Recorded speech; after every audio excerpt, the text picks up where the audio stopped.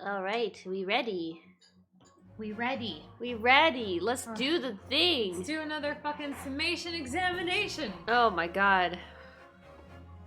We will seduce our boyfriend with the hip twirls of... He's the long lost departed soul, baby. The departed... He's the departed soul. Something tells me that it is going to be another departed soul involved. It's going to be... It's going to be the professor. Yeah, obviously. Okay, wait. I think I had a theory last night about the professor. You did, and you texted me and I read it first okay. thing in the morning, and then I totally forgot what it was. So, Jigoku, the judge guy from Japan, he's got the opposite scarring from Zeke's. He does? Yeah. What do you... Okay, he does. Let's see here. I have to find something that has him. I have a million Kazumas, but I gotta scroll way back. Okay, so he's got the opposite scars from him. So I think that maybe they were in a duel together. Or something. Wait, I know. We saw him. Maybe the judge was his Japanese friend. Exactly. No, like Jigoku could have been the one. It could have been Mikotoba. One of the two of them. Man, I'm having theories based on like what the story of the Hound of the Baskervilles was about, and I can't actually say anything. Can't tell me. I can't say anything. You're probably super right, but I want to know because it would. Yeah. Okay. I mean, it wasn't really cheating that I looked it up on SparkNotes because I had technically read it before. I just forgot. Okay. I think I got it edgy. All right. Check it out.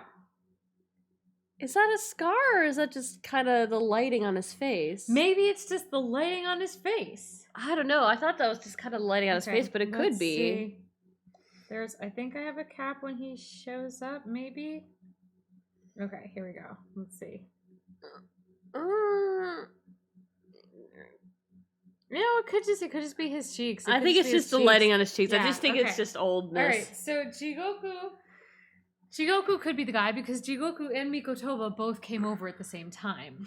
And we know that Mikotoba left 10 years ago. So he left when this thing happened.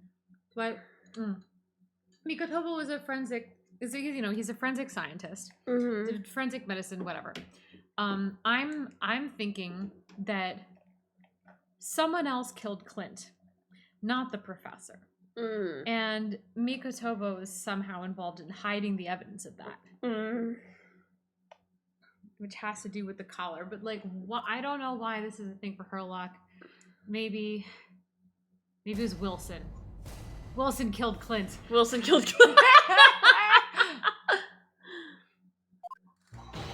I've known that woman for years. She'd never accomplished anything. It's utter nonsense to think those two would ever be conniving with one another. Oh dear, this is most troubling. Surely the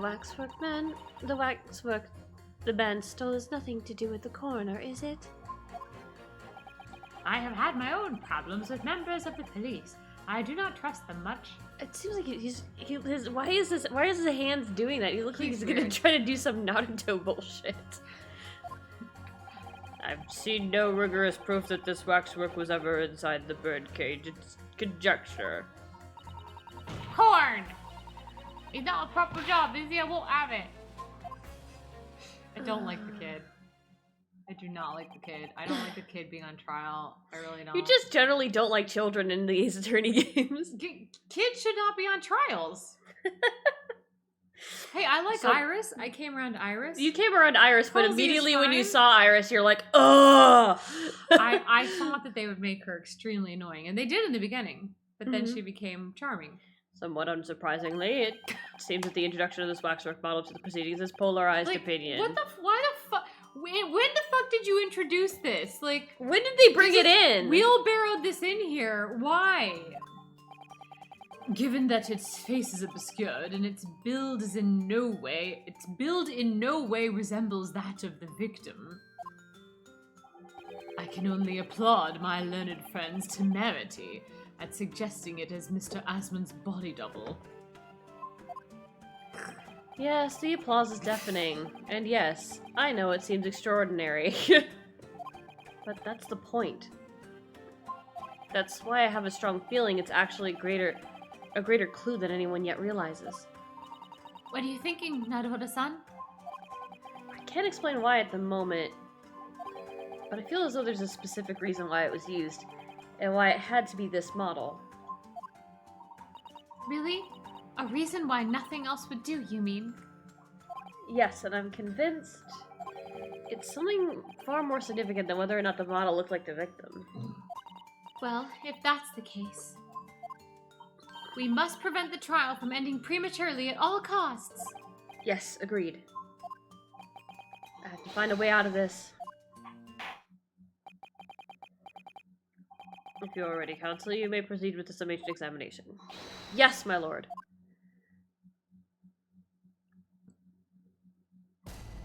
Drebber being back there. Drebber is such a... Drebber has a goth band. All right, well let's talk about this. I think I know where this is going, but let's talk about this. The order of things seems to have changed around here for some reason. Our copper allows the copper's discretion to bend the rules sometimes when needs must. What's wrong with that? Where do I start? I've been working at the yard for 40-odd years. That's even more than I thought. Well, the Metropolitan Police Service in town for 70 years, you know. Of course, times have changed. The public didn't trust coppers back when it started. It was rough. We had to fight crime, and we had to fight to win the public's trust as well. And when we did, forensic science was in its infancy too, even more than it is now. And she spearheaded the revolution. Dr. Saib, you mean? That's right. About 10 years ago it was. And I was still young as Bobby on the beat. You were never youngish. Right. Yeah. That's when she started making a name for herself as a top-class coroner. She... Now look at her, head of the forensic investigation team, and a woman, no less. Well, you wouldn't hear me complain. It's all we dreamt of back then, I tell you. Can you not pull out your gun? Yeah, thank you! Yeah! Thank you, Dukin! Could you tell me without holding that gun in the air? Yeah. It says the man wearing a katana. That's what I'm saying. Raw temple justice, land full of everywhere. That's coming across loud and clear.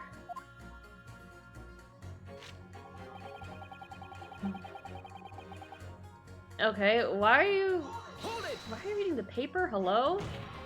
We're only just starting to understand this case. I'm reading my horoscope. What are you reading there, sir? The back pages. The man behind those murders on Solar Pond Street was caught in 2 days flat. That's real policing for you. That's really not relevant to this case, is it? Oh, they found a lost cat. You're wrong there. Because it was Dr. Scythe in charge of examining the bodies. And it was evidence arising from her work that led to the arrest of the scoundrel responsible. Oh. That's right. Oh! That woman is at the forefront of this country's fight against crime. The idea that she's somehow involved in this murky business is a load of old tosh. I thought it was up to me to press the jurors, not the other way around. Hold it! Alright. Why would you assume that? Well, quite simply because that unsettling swindler has no relationship with the woman, does she? Does he? Does he? True, as it stands, we don't know of any connection. We're gonna find one out. Oh gosh, but it would be delightfully romantic if they were somehow have a mutual interest in waxwork. Romantic? A woman of society such as myself views everything in terms of relationships, you know. Well, you should view us in terms of a View relationship, us if you in know what I terms of- mean. Hello?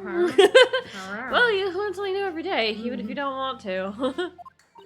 One might wonder about a possible relationship between the defendant and this coroner woman. Ooh, saucy. Maybe they're brother and sister? Exactly, that's what I think, because they look similar enough. They're gaunt. They tall. look similar enough They're that, similarly that dressed. we thought, yes. they're the same We person. thought one of them was in drag. Right. Oh. Or perhaps between the defendant and the handsome prosecutor just there. Ooh la la. Or me and the wait. handsome prosecutor. Hold it, wait a. Hang on. Hold the fucking phone. This woman may be more astute than I've been giving her credit for. Wait, the defendant, as in Hairbrain? As in Hairbrain, And yeah. the prosecutor. And the prosecutor, As in Van Zeeks. As in canonically, she said that. Can you history please? She canonically said that. And then his response to this is like, oh she- yeah, she probably. maybe- yeah, oh my god. If that's the woman's stance, then perhaps demonstrating some connection between the waxwork and Dr. Syed would be enough. Yes, I agree. As soon as we have even a whiff of a connection, she'll be the first to know. Oh god, this guy. Yep, this guy. What sort of problems? Let's just say we have run into each other on numerous occasions while I've been performing on the street. Right, I see. Obviously, artists such as myself cannot appear on stage as we work in close proximity to our audiences. So we perform our great magic in parks, on street corners, and the like. Like Chris Angel. But the police use any excuse to make our lives difficult. Oh, good lord. Who are Alright. you gonna shoot there? Excuse me, sir. Do you have something to say in response to that, Dr. Ottermole? Mister. Doctor. He got a I doctorate. was a young doctor. Right, he got a doctorate while I wasn't looking. Hey, call it a mass murderer! Sorry, my mistake. I got confused because I heard you look like him.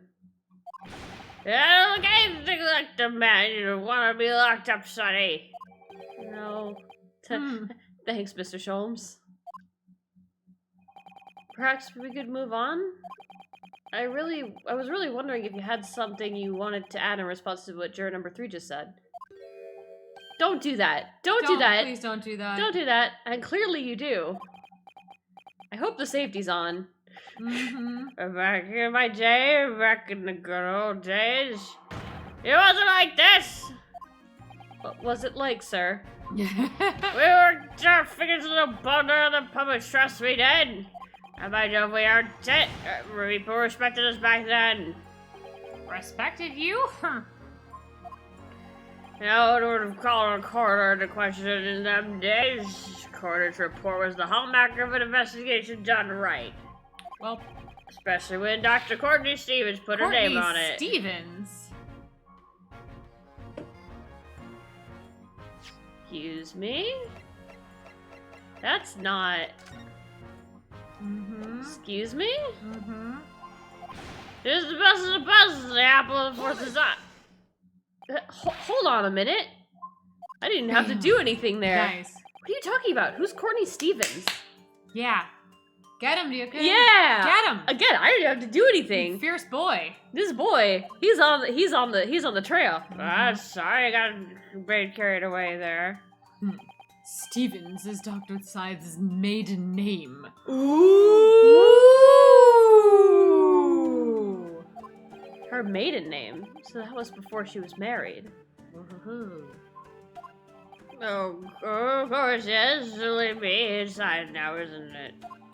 She's married to the professor. Stevens. I'm sure I've heard that name somewhere recently. Have we? Have we? Have we? Have we? Have we? Have we? Have we? Have we? Have we, Duke? Have we? Have we heard that recently? Have we? Have we heard it recently? Stevens? Aha! Aha! Aha! Ha ha ha!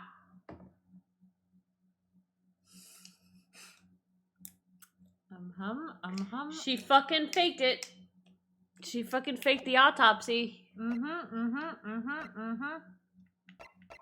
Oh, motherfucker. Oh, motherfucker. Oh, you motherfucker. Anyway, the point is the great jizz police are not like now. Sorry to interrupt, sir.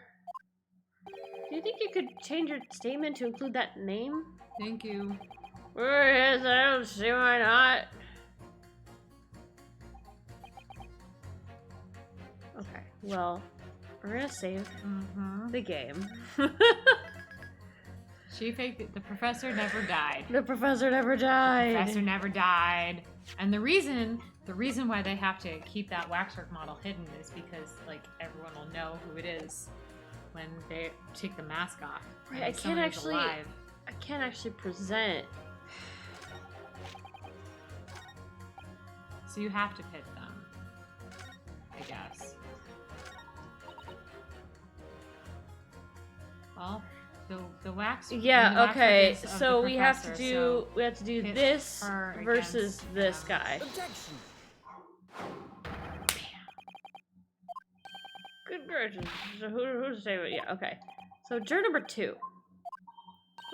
Oh gosh, me. What can I do for you? I didn't act that because I was worried that it wasn't gonna be. It was gonna be incorrect. They always do the start of this. Woo! Like, Okay. hi. Oh, right in front of Cosmo. Yeah. Oh, Ugh. that's right. I presume that you heard what juror number 6 said in his statement. Cosmo's sitting here like, I don't know why, but I'm turned on. It's brought to light the maiden name of the coroner, Dr. Scythe, which in turn has revealed a connection that wasn't apparent before. Shake it. Well, naturally, as a woman of society, I find such connections and relationships irresistible. She's a shipper. Oh, she is. Oh, but oh golly, I fail to see what you mean. Dr. Scythe's maiden name is Stevens, and through that name, the coroner is very definitely linked to the waxwork of the killer. The defense has evidence to prove it. My goodness, evidence, you say? How utterly enthralling. I like her. Right. Counsel, the court cannot overlook that last remark. I very much hope there is substance to your claim. Got it right here. Of course, my lord. I would ask the court to look at this. Photograph? Photograph. No, it's an autopsy report. Actually. Take that. This is the thing that Sholmes managed to get. Yeah, right? that's what he pulled. He did something actually useful. I Good have boy. here a certain autopsy report from 10 years ago. A 10-year-old autopsy report. What relevance does that have? It is, of course, the autopsy of the person portrayed in the waxwork, the killer known as the Professor. Oh, okay. Zeke's is like, The Professor's, but the man was a capital offender, so... That's right. This is a certification of death that was drawn up after the convict's execution. He didn't die. The identity of the killer was never made public, so the report gives few details. But what's important is the name of the coroner who wrote it. Courtney Stevens. Oh my, Courtney Stevens. Light. Appears that the professor's autopsy was conducted by Dr. Scythe 10 years ago. And a few days ago, Mr. Trevor very deliberately stole the waxwork of the professor from Madame Tespals. A waxwork that doesn't, in fact, resemble the victim, Mr. Asmund, at all. And do you suppose that there's some unsavory relationship between those events? Her eyes are twinkling. Right. Give it to me. Absolutely. I'm sure of it. There's no doubt in my mind that the Professor case is at the heart of a link that we have yet to uncover. What is it with Ryukun and the juror number 2s? Yeah. Oh, juror number 2. Yeah. I'm back, baby. Right. He's just like all the high society women that are on there. He's like, hey. Hi. Oh, it's a fine Eastern gentleman. Right. I'm exotic. Oh, I've never been on one of those before. Right. Between Dr. Courtney Scythe and Mr. Enoch Trevor. I might have skipped that last line, but I don't remember. Hidden links, mysterious connections, secret relationships. It's all most extraordinary. We love it. I do love secret relationships. Secret Wink. relationships. Cosmo's vibrating. We're surely obliged now to explore this further. Fuck yeah. Hell yeah. Juror number 2, you're my favorite juror. Hilariously, like I made her voice like low, like not sultry, but just like, you know, like light and feminine. And then as it goes on, like as I learn more about her, it's becoming more like, oh, secret relationships. Started to become more flirty and sultry over time. Join me on the Secret Relationships podcast. Right? We can't just try to come to it up now. This is Klaus is portraying over the eyes best corner. Yeah, well, I expected my devil words to hear them told justice in the end. Love it. I'm doing my best, okay?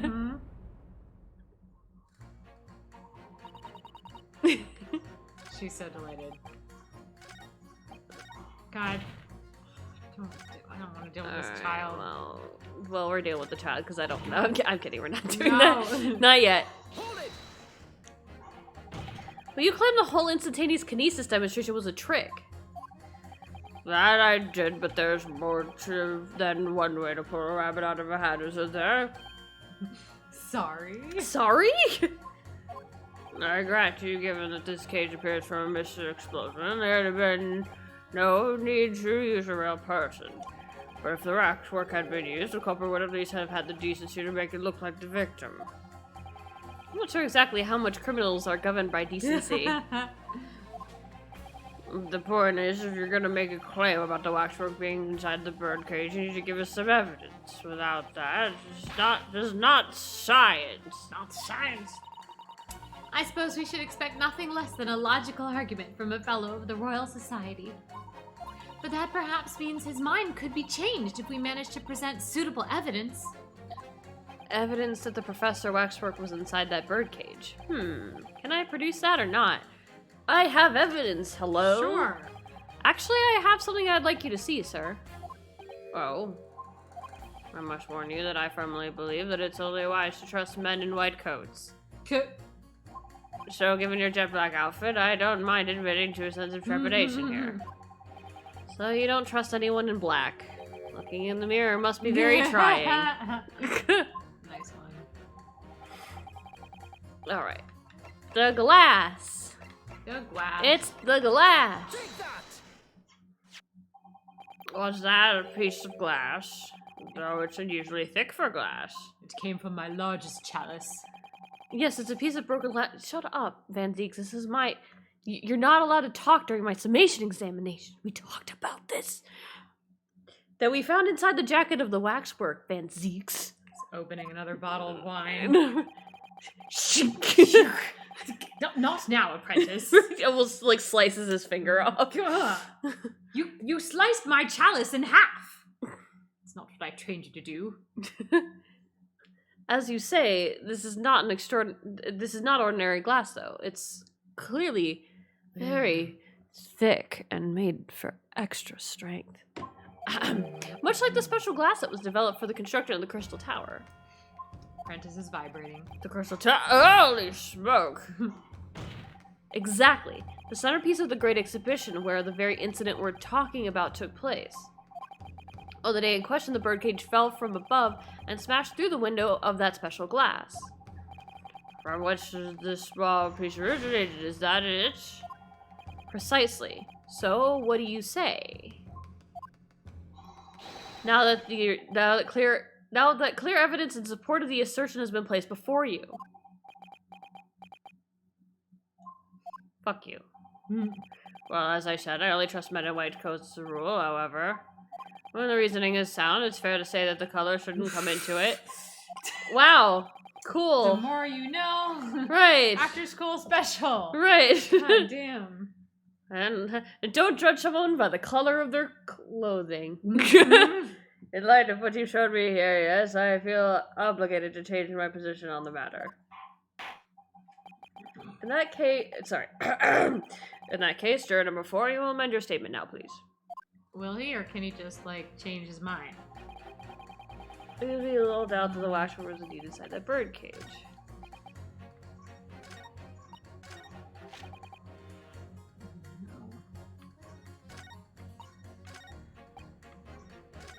Alright, well... No. I have to pit these two. Yeah. God. Stupid child. Objection. Right? This statement is clearly contradict. Not really.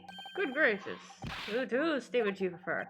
You could put down your corn for a moment, juror number 5. Yow. Oh, you mean me? You've pointed out that it's wrong to make an accusation without evidence. Ugh. But the accusation that the waxwork bottle was inside the second birdcage on the day in question is not without supporting evidence, as the defense demonstrated to the juror sitting beside you. Oh, is that right? Would it be fair to say... You're gonna make a pun. You didn't follow the argument? I don't understand much beside Colonel Cobb, to be honest. Why are you a juror? Why are you a juror? Of course you don't. Why are you a juror? If I could interject here. Please do, sir. Is this like your daughter? Like, why is she in the jury? Now that this assertion of yours about the waxwork has been backed up by solid evidence, it would be wrong of me, as a man of science, not to pursue the matter further. Thank you, for fuck's sake. Thank God. That was just dumb. Oh, well, me too then. Sorry? If this brainy gentleman says he's right, then he must be. See, wasn't you going against Colonel Cobb or anyone who's got stuff in between the ears? You are such a throwaway character, good lord. Woohoo, we did Also, her it! hand definitely did not even touch the button. Success! If you can call it that. Zeke's is like, ugh, I knew it. Not surprising. Thank you, counsel, that'll do. As a result of the summation examination, the jury's overall leaning has changed. 2 jurors now call guilty against 4 who call not guilty. Accordingly, the court has failed to reach a consensus at this time, and the trial must continue. We did it. Well done, Naruhodo-san. Another wonderful victory. Well, I mean, I didn't win yet. It was right there. It's right there. The waxwork of the despicable professor uses a body double for the victim in this quite extraordinary case. I must say, it's extremely hard to believe that the assertion could possibly be true, however. It would appear that it does at least warrant further investigation. What? It's the work of the professor that links to Director and Dr. Scythe. And I'm convinced that there's a special significance to that link. I don't know what's up to prove that, I really don't. Dr. Scythe is the professor. The truth, sir, by using evidence and testimony. Huh. Evidence. If the court is to delve deeper into the alleged involvement of the waxwork in this case, then the prosecution calls for the owner of the model to be summoned as a witness. The owner? Frickin' Tuspel. Madam Tuspels. Hooray, you get to be the witness this time, instead of me talking to myself for God. 2 hours. Her voice kills my throat. I really thought What did you think? that Lord Van Zeeks would object to this whole line of inquiry. No, he's like, bring it on. It's like, bring it on a light. Very well, I concur. Make arrangements for Madame Tuspels to appear as a witness with immediate effect. Listen carefully, my learned friend. Oh, yes? You should know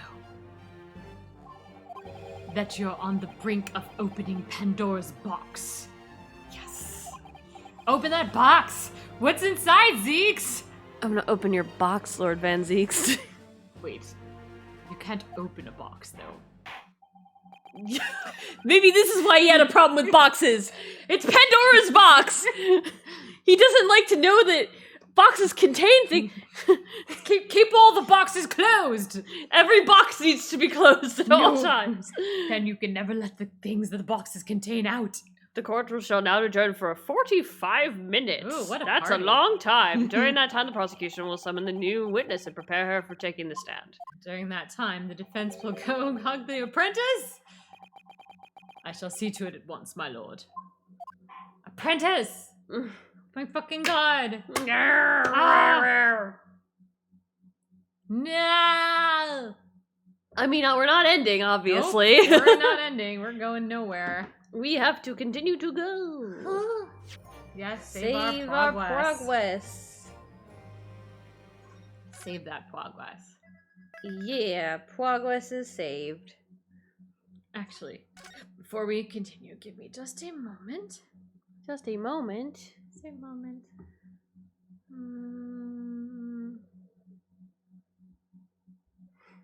I mean, I'm going to just go on to the... Oh my gosh, it's T-Chef! You are almost a year! Are those T-Rexes? What are those? Those look like That is something special. Holy crap, T-Chef. Those are pretty cool. A whole year. God damn. All right. Oh boy. Oh gosh. Oh, They are gosh. T-Rexes. They're amazing. Oh god, it's you again. Ah, the knight errant himself. Oh, have you been watching from the gallery, Mr. Sholmes? I've been on the edge of my seat the entire time. Courtroom trials are fascinating affairs, as a spectator at least. I am fascinated by the fact that you apparently, kept your mouth shut the entire Right, time. you managed to. Very somehow. proud of you. Very, very proud of You you. get lots of pets. Good job, Mr. Sholmes. Pat. I'm glad you've been enjoying yourself. Pets. Wag, wag, wag. No. I'm not having a great time. Thank you for the drink and the stretch. I have to ask. What on earth is going on? It makes no sense! What is this professor business going on? What is it all about? He doesn't look like any professor I've ever met before. Who even is he? Ah, of course. You were in Germany already 10 years ago. Yes, the professor. When I discovered he was the one who had abducted, a sense of foreboding stirred within me. But who knew the monster would come knocking at your door? My heart-filled sympathies! Ha ha! As it turns out, Lord Van Zeeks is even more intimately tied to this case than any of us realize, isn't he? Intimately. Get him on the stand. I'm a minor. How true. His great friend from university in the dock. Oh, that's totally okay, T-Chef. You take all the time you need. I know very firsthand how much work that takes. We are okay prepping to go on vacation to Chicago. Which we do not want to do right now at the middle of the game, but... Yeah, we don't want to do it right now in the middle of the game, but we also don't want to do it because it is 71 degrees here right now, and it is 30 degrees where we're going to be tomorrow. Yeah, fuck that. And that sucks! But you know what? We're gonna have a good time. We're gonna have a good time. I, personally, am going to be meeting up with my sister, and my sister's friend is making us hot chocolate bombs. Hot chocolate bombs. Which are these basically like candies, like they're like chocolate. And then you drop them into your hot chocolate like a bath bomb, and they melt, and they flavor your hot chocolate. So I am getting 6 of them, and we're going to have a delicious hot chocolate, and we're going to have so much Thanksgiving fun. So much Thanksgiving. Yeah, we're going to. We're gonna thank all the givings. We're gonna give all of the thanks. Anyway, it's a great friend from university in the dock. Yeah. And now a waxwork of the killer who took his esteemed brother's life makes an appearance too. Ooh, T-Chef, that sounds amazing. I imagine even the shrewd Mr. Reaper failed to foresee that kick in the teeth. An extraordinary move on your part, my dear fellow, to throw that in front of the man. You make it sound deliberate. Aw, I was trying to throw something in front of the man. Right, I was just gonna throw it back in I front of the man. can't help feeling that this professor case is really very puzzling. Oh yes? In what particular manner? Go on. Well, there's Mr. Trevor, Dr. Scythe, and Lord Van Zeeks. It seems that everybody in the trial has a link to the case somehow. Literally everyone. My map with red strings goes everywhere. Every single person that we've ever met in this entire game basically is involved in this case. Look at my conspiracy map, Mr. Sholmes. Thank you, T-Chef. I appreciate you banning all of the bots. Thank you.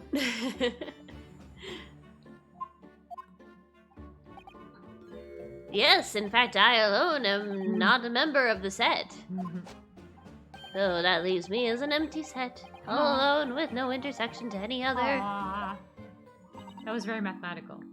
This is a girl. Is it Scythe? Excuse me. Oh shit! Yep, it's her. Dr. Scythe! Imagine you being here of all people. Okay, the professor is a team of her and Trevor. They're both the professor. Dr. Courtney Scythe, née Steven. Good day to you. Hey, what the fuck? Hello, Sholmes. That was very shrewd of you. What in particular, pray? You requested that 10-year-old autopsy report from Gregson, didn't you? Why would you assume such a thing? Because Gregson told me.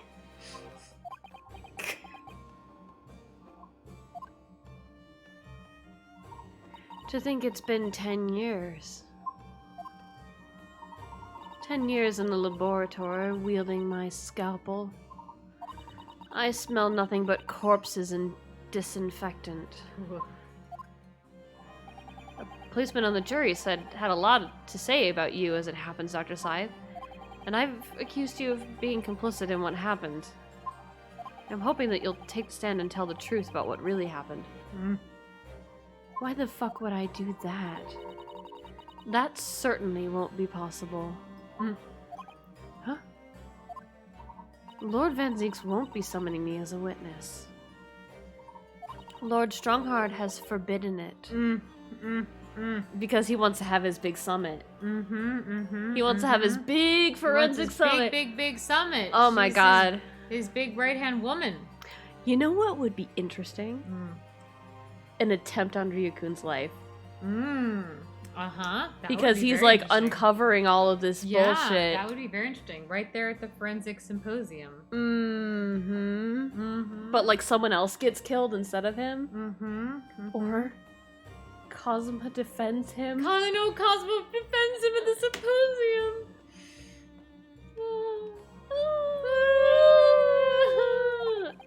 Lord Strongheart. The Pandora's box you were warned about is the professor's case. It's why Lord Van Zeeks hates boxes so much. But please don't make the mistake of thinking you'll get any information about it out of me. But attempting to hide from the truth, that's cowardice. Susato, you're fierce. Yeah, we love a Susato. I've always fought crime in the way that I see fit. Ooh, boy. Y'all all be newbies, but two, but two, How big's your group? Yeah. Honestly, though, I love campaigns with mostly newbies. Even though, like, I'm usually the veteran in those groups. I love 6, including the DM. God damn, that's a brave DM. But I love all newbies because newbies are always like the most creative people in D&D, whereas like the veterans tend to just kind of like know what's possible. Yeah. You know? And like know what's reasonable to do. But the newbies are like, I'm gonna do this insane thing, and the DM's like, I might allow it. Yeah, let's try it staying to see if it worked. I may have been voted to be the DM because you could tell a good story. I believe that, Tisha. That's Very really nice. great. That's really great. I wish you so much luck. It is very difficult being a DM. I have been a DM multiple times, and boy is it difficult, let me tell you. I have no regrets. None at all. I believe her. And that's all I came here to say. God damn, side. I don't, she doesn't look like a woman with regrets to me. Yeah. So, good day to you. She did what she had to do. Legitimately, like, I believe whatever she did what she had to. I think she's a demented lover of the people herself. Yeah, I She's think like, so too. Yep. You know what it could have been? Okay, so one thing that's kind of thematic about the Reaper Mhm. is that justice doesn't get served in the courtroom. Right. So, maybe something that she and Strongheart did made sure that something happened to serve justice to a criminal that couldn't happen otherwise, something like that. Right. Yeah, and so maybe like Drebber along with Dr. Steve, Dr. Mhm. Scythe and Strongheart. Hi Ziva, thank you for lurking. But like along with everybody else, like they're all the Reaper. Yes. Everyone's the Reaper. Right. They're all in the Reaper Club. Wow. They're all in this together. She mentioned it too, this Pandora's box. Whatever does it all mean? I don't know, but we've been talking about boxes a lot. There's really no cause for concern, I assure you, when the trial resumes. The meaning will become all too apparent, whether you'd like it to or not. Yeah, so Oh. you know all about it. Oh god. Huh? I don't like this. I don't like that the Pandora's box is opening up with Cosima right there. And Mirkin has had this, like, dreaded feeling. Oh god. I believe it's almost time. I must make my way back to the public gallery. The edge of my seat awaits. I think that maybe you're enjoying yourself a little too much. Well, I've kept this secret for a very long time, and finally I can spill it. One word of warning before I go. If, in the course of this trial this afternoon, you perceive even a shadow of doubt about the truth, don't let it out of your sight. Pursue it like a dog with a bone. Huh? To the bitter end, you understand? Do not falter, whatever may come to pass. Oh, God. Alright. Oh, I understand. Is there gonna be, like, evidence that Cosima did it? Like, what is going on here? Cosima would have been 13. Thank you. Good. I shall make myself scarce then. Leave it all up to you. I purchased a bar of caramel earlier, so I shall be gnawing on that as you gnaw away at the truth. You still have, that disc? What did that warning from Mr. Sholmes really mean, I wonder? Okay, hopefully we're gonna find it out in, like... Oh, I'm sure we'll find out. Like, in a moment, please? Oh, especially the bit about whatever may come to pass. I I hope it's not anything about Cosima! Cosima! He's gonna have to bring Cosima into the stand and grill him. Or Susato. Mikotoba, it's her dad. Shit's gonna come out about her dad. It's time for the final chapter then. You say that all the time, Dukin. It's a final countdown. Okay, we don't want to get DCMA struck though. I'm determined to find the truth. No matter what. Oh, oh God. My heart.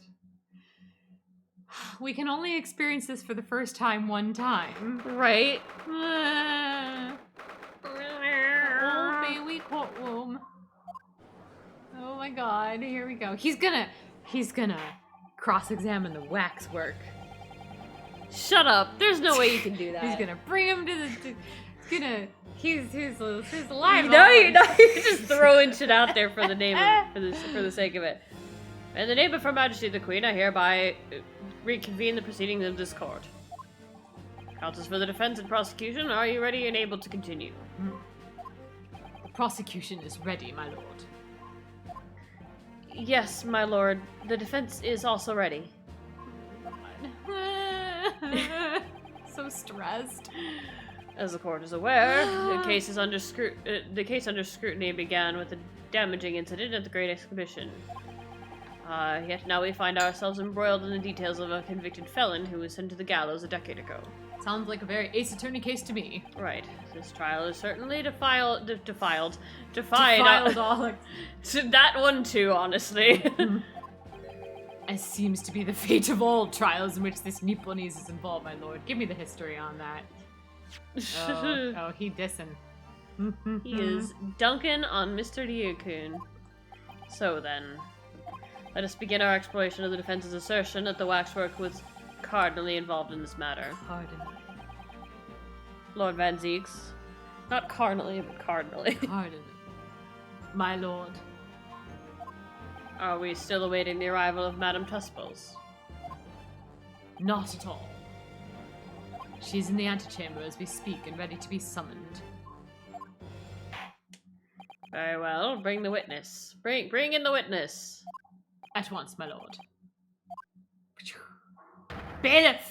Show Madame Tuspels to the stand. Things are about to become a lot more intense. If Drebber is responsible, as I'm sure he is, it means he must have had an accomplice in Dr. Scythe.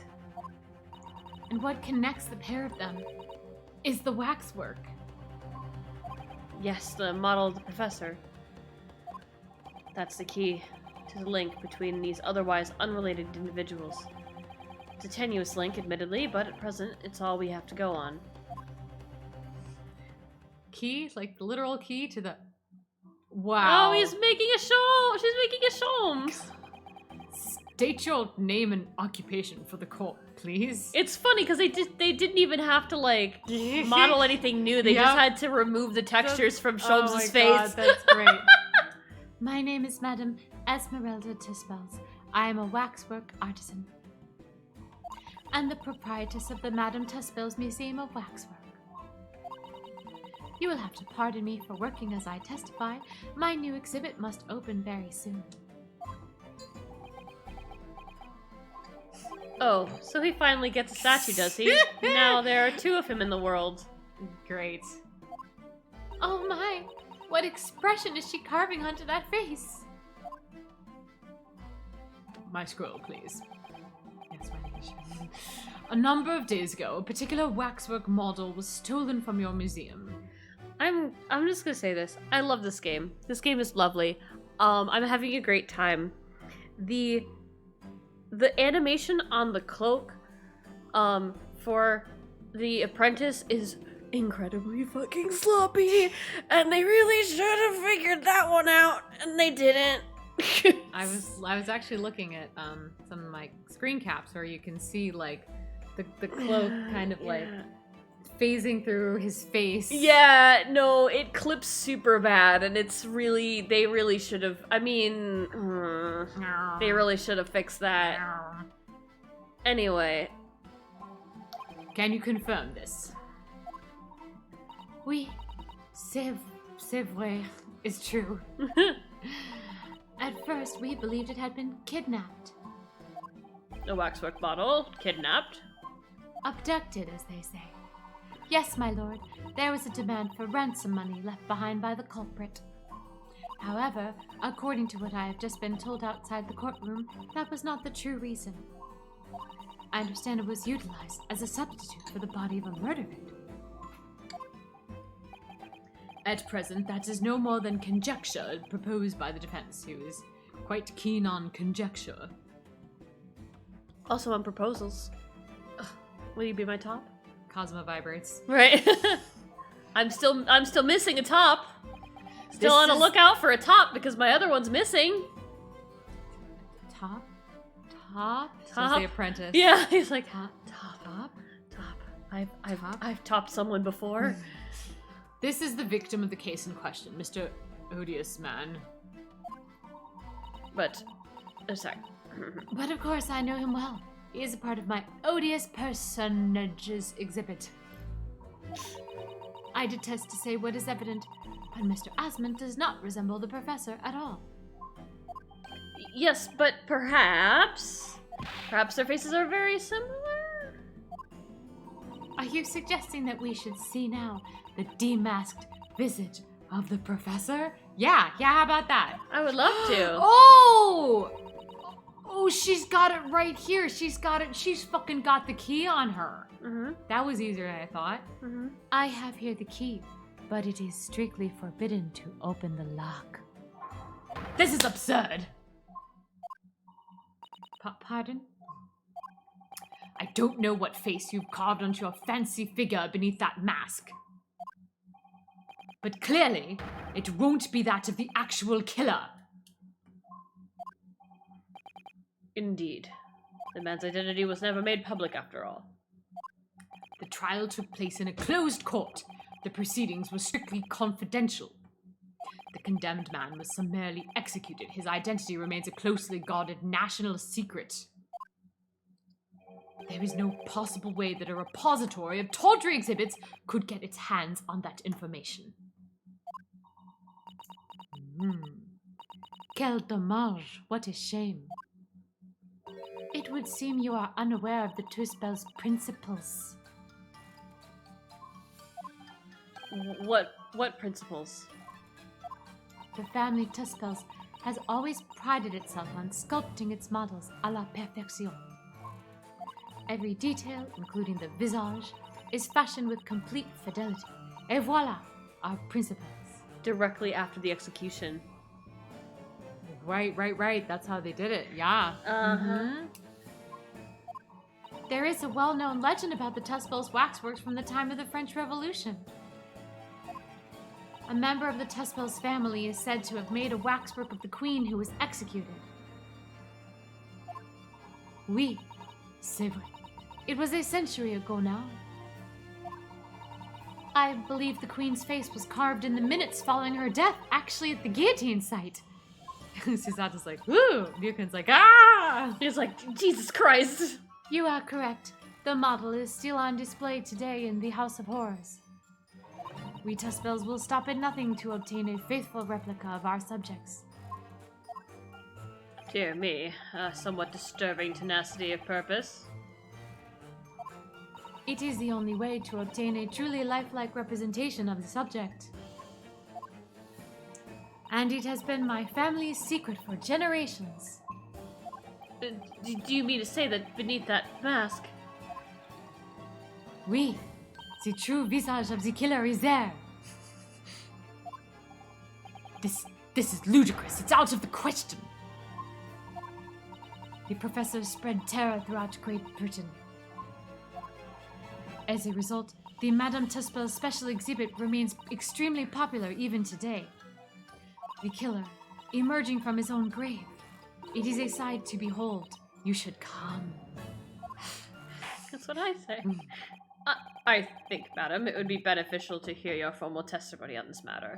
You will explain every detail of this macabre model, your personal involvement in its creation. With pleasure.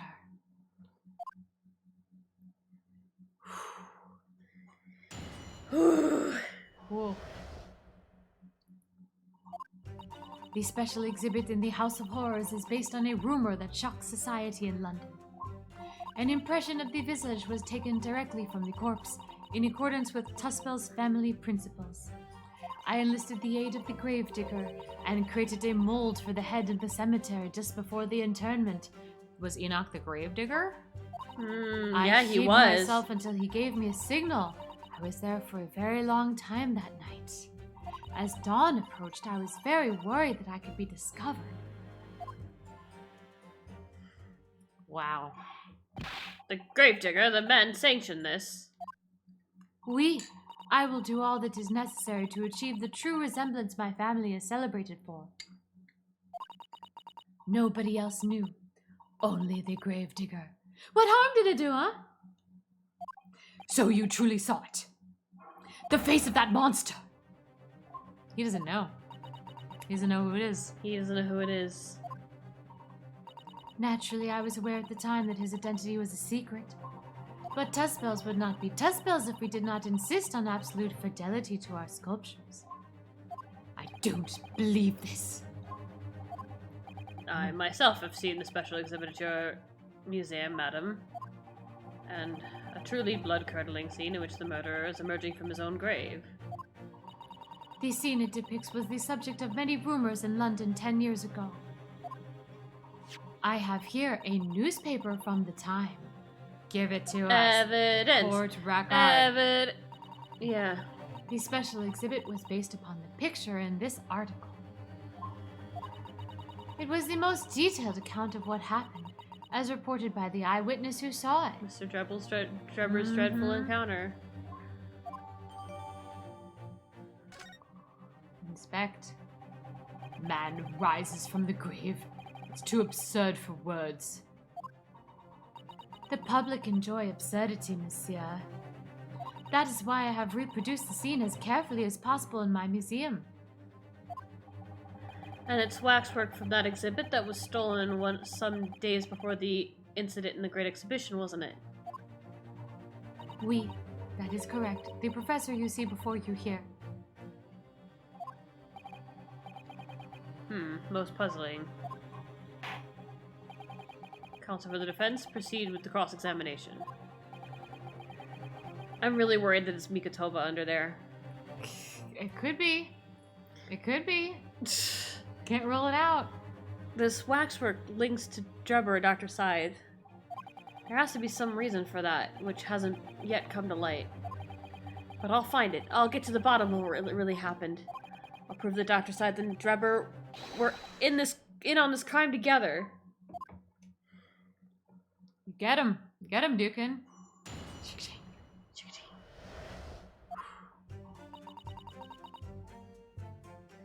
Alright, let's just talk about it. And that rumor would be... Let's give him something to talk about. How about crime? A 10-year-old tale now, but one that no Londoner would ever forget. Ah, right. I know just what you're talking about, I think. Of course. It couldn't be anything else.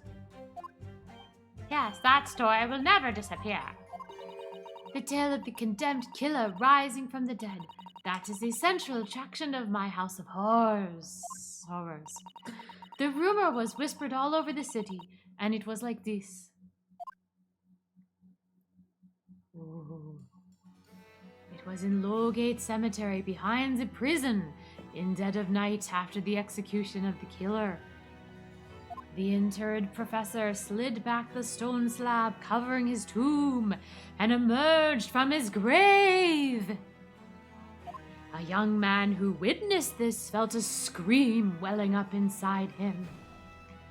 But an instant later, he heard an ear-splitting gunshot from over his shoulder. The bullet struck the emerging corpse, and he fell motionless once more. This scream finally found its way from the mouth of the young witness, who turned and ran for his life.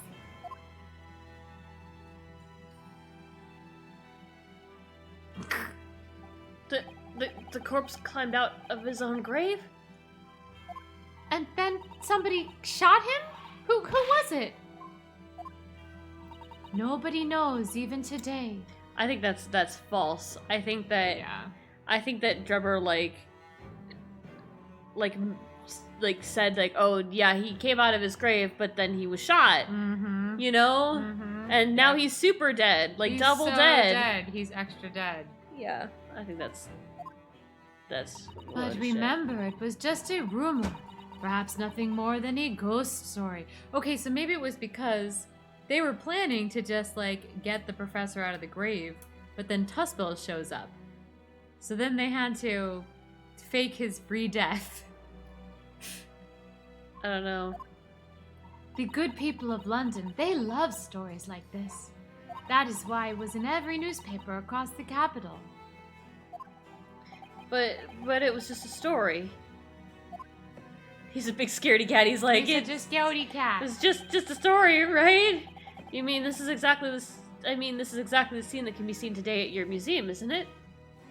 The special exhibit was modeled on that very illustration. For a while afterwards, the contents of that article were reproduced in every newspaper imaginable. Madame, might I say something? No. Please, go ahead, mademoiselle. When something is described as a rumor, it doesn't necessarily mean that it's entirely made up. I believe that often rumors contain elements of the truth, such as the rumor that Kazuma-sama is still alive. I see that people from the East can be just as astute as the people of Europe. Oh, even from your backwater, far-off eastern land. Right. Can we be sure, for instance, that the professor's execution was successful? It is not possible for the dead to come back to life. Objection! Right. Sorry?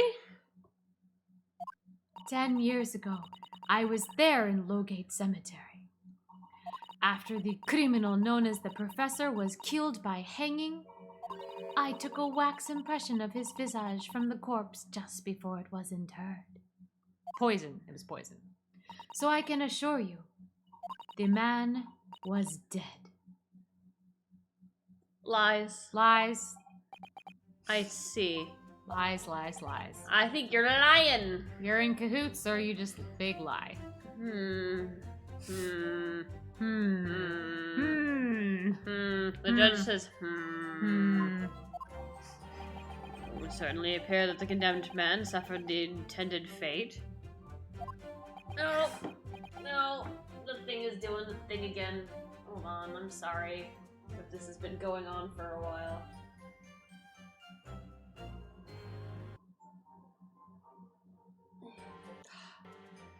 As Van Zieks just stands here with the man who came back from the dead at his side. Oh my god. There we go. Okay. Theory. Ryukun will have to pull Kazuma to the stand to prove that someone can come back from the dead. And he's going to have to awaken his memory by pressing him as a witness. I don't think that that's gonna be a thing. Because I think...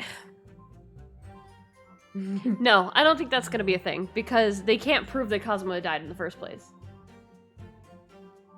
They have an autopsy report. Not on them. No. But they have the coroner who signed off on it. They could, I don't know, subpoena her? I mean, Herlock Sholmes is here, who examined the Sholmes- body. Sholmes- But they Sholmes can prove Sholmes lied lied. about it. Sholmes lied about Sholmes it, lied though. about- Okay. But no, but maybe the point is someone who is believed to be dead could be faked to be dead. That would be so annoying to fucking prove in court that I don't want it to happen. Alright, let's talk about that. Is that true of every waxwork in your museum, then? It is, assuming the subject is dead, of course. Live subjects have to cooperate in a similar way. I have letters from prison criminals all the time, you know. What sort of letters? Love letters. When my time comes, please make a waxwork of me. Comme ça. No! My museum is famous, monsieur. To be made into a waxwork is an honor, and for some criminals, a symbol of status even. Because nothing says hardened criminal better than wax. And it is thanks to one killer in particular that my museum has gained such popularity in London. I refer to the star of the special exhibit, of course, the Professor. Whose form you claim to have captured by taking an impression from the actual corpse. There are no exceptions to the principles of Tuspels.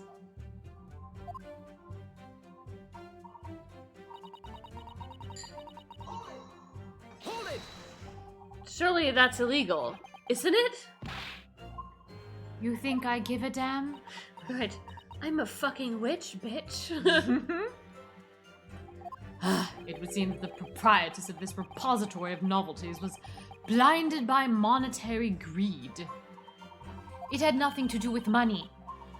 The man is part of London's criminal history. That is why I had to sculpt him, to record his history. It is the raison d'etre of the Two Spells Museum.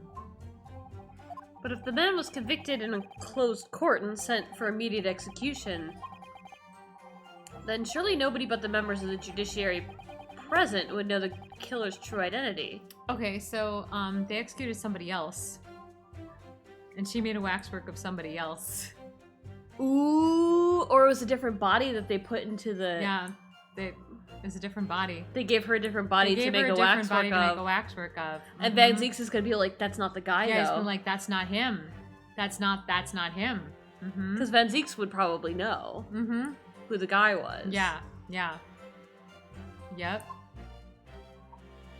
I assure you, behind that mask is hidden the true face of the professor. Oh, God. Do you realize what you're saying? The professor's identity is a national secret. Are you going to just reveal national secrets in court like my learned friend? I understand. And now that the truth about the special exhibit has been revealed, it must perhaps close. But my money? Of course it will, as will your entire museum if you don't tread very carefully, madam. That could be another interesting chapter in the history of my family, I think, don't you? So, 10 years ago, on the night of the professor's execution, you took a wax impression of his face from the corpse. Oui, exactement. I hid myself until he gave me a signal. I was there for... Hold it! You were there for longer than you expected to be? I had some difficulties in capturing the subject's form correctly. As I removed the mask, the mouth of the cadaver fell open and I had some problems with the chin. Dare I ask? He's like, do I want to know the details? The man had been dead for a short while already, you see. His muscles were relaxing and consequently his chin would not align itself correctly. Oh dear, what a horrible thought! Are you going to be okay, Naruhodo-san? Mm-hmm. Naruhodo-san, are you... Under normal circumstances, I would have an assistant with me to help hold the chin. Mm-hmm. However, that night, I was alone, and as a consequence, I missed my preferred window of time. What do you mean? When I take the impression of the visage of a cadaver, I always wait until 3 hours after death. Very specific. Why 3 hours? Is that amount of time significant? They are very hard but not dead yet. Yep, I was gonna say, rigor mortis, It probably. is because of rigor mortis. They have not decayed, but they are hard. A Wrigley mortis? Guess you didn't study that in English class, you can. No. I'll look it up in my book. It's the name given to a phenomenon that occurs in recently deceased bodies. As a rule, 3 hours post-death, the muscles in the body begin to stiffen. By approximately 10 hours post-death, the entire body is completely rigid and inflexible. And then, from that point on, the muscles slowly start to revert to their relaxed state. Ooh, I could just read this all night. The effect is often used to estimate the time of death when a body is discovered. Oh, that's pretty cool. Mm-hmm. I forgot about that. Yeah. Look, I didn't learn medical terms in English class. Well, that was an education, if a slightly scary one. You're doing great, Naruhodo-san. He's being a real trooper. As the mademoiselle says, rigor mortis commences 3 hours after death, and it starts in the jaw. I see, so that's why you wait.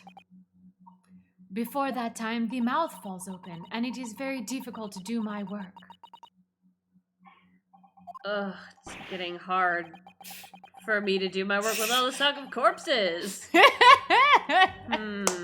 What information the courts has heard from Madame Tusple. I just love the little, lilt of the reporter in there.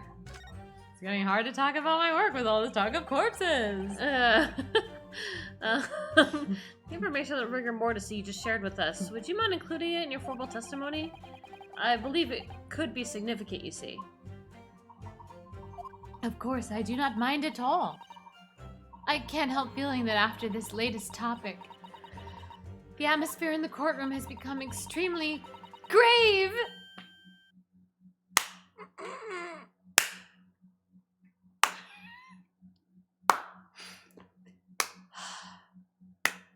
Bottle 3. Good one, Susato. This is no time for jokes, Susato-san.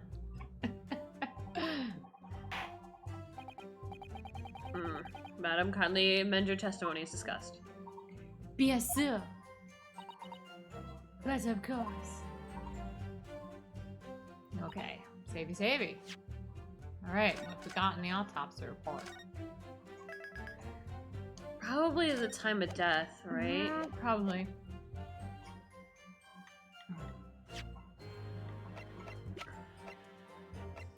Death by hanging At confirmed midnight. Midnight. It was before the onset of rigor. Before the onset of rigor mortis.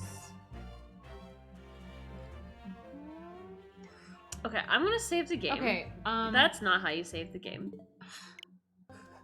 my extra ridiculous thought is she's saying there was a problem with the jaw, so does like the metal thing on Did the I mask literally mean just that- save the game and I'm gonna save it again? Yes. Just save it again. Always Okay. save it. Sorry. I'm gonna present this. Yeah, okay.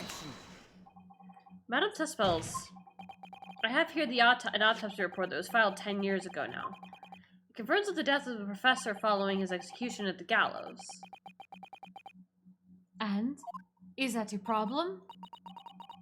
I believe it is, because your testimony and a particular detail in the report completely contradict one another. Quoi? Are you going to explain yourself, my Nipponese friend? Yes. According to her testimony, Madame Tespels was creating her waxwork impression just before dawn. And at the time, rigor mortis had not yet set in. But it was 6 hours. Am I correct so far, madam? You are, yes. As I said, the stiffening of the jaw is the first sign of rigor mortis, 2 to 3 hours after death. But the man's chin was limp, so he cannot have been dead for a long time. But on the other hand, if you look at Dr. Sai's report, it quite clearly states the following. Death by hanging confirmed at midnight, 17th of June. No. If the professor indeed died at midnight that day, then by the time you were sculpting his face, rigor mortis would already have set in. Yes, you are right. The chin, it would have been completely stiff. In other words, this report is wrong. Objection. Objection! No coroner makes mistakes when recording the time of death. The very idea is absurd. In that case, there's only one possible conclusion. The execution didn't actually take place at the stated time. Dun dun dun dun dun. Impossible! The apprentice has not moved like a centimeter. Order, counsel, this is beyond folly. Not only do you indict the author of the Not only do you indict the author of the report, Dr. Sides, but you also implicate the members of staff at Barclay Prison, where the execution took place. By heck! Extraordinary! Objection! Objection! My learned friend appears to have overlooked one very crucial fact. What fact? The professor died that night without question. He did! Of course he did! I moved the man's limp jaw with my own hands. There was no... Objection! Yes, the professor died that night. But what if he didn't die at the gallows? Didn't die at... Are you insane? Yes, a little bit. What exactly are you suggesting did happen in that case? Graves contain things. What they what? Contain? Are you trying to open a box? Yes. What is a coffin but a box in the ground? There's nothing goes in that. This is a horror story for Vanzeeks. No, not more boxes. No! He has nightmares at night. Yes. The boxes. They're coming for me. They're opening. There are things Jimmy. inside them. They're coming out at me! Oh God. He thought the presents under the tree were just decorative. Then they're Because there were none for him. They're- He never got to open them because lifting and dancing. no one ever got him any presents. no one ever got him any presents. Get Vanzeeks a Christmas present, you can. What? I'm in the middle of a court. A man has died. Anyway, it's almost impossible to leave, but it would explain the link between Dr. Scythe, the professor, and that one other person of interest. I have evidence that will explain exactly what I'm suggested happened that night. Council present the evidence at once. The evidence that allegedly explains the but really. Oh my God! Fuck me. Savey. Okay. What really happened that night? I wonder. Oh, what really happened? Maybe the camera. Aha. The camera. Take that! What have we here? Objection! Objection! Before considering the night of the execution, I would strongly advise the defense to concentrate on what is happening right now in this courtroom. What? You no! Oh, Really? Ooh. I thought I was on the right track. That's cute. Susato said, I won't let anyone execute you now to hold us up. Great.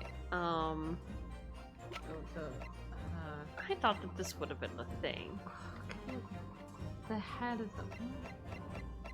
It's not gonna be this. It explains... This is, yeah, there's something in the... Well, like the gunshot, yeah. maybe? Take that! What happened that night? Yeah, okay, fine. I'll even take the hit. Why not? It's okay. What happened that night is written very plainly in this newspaper article.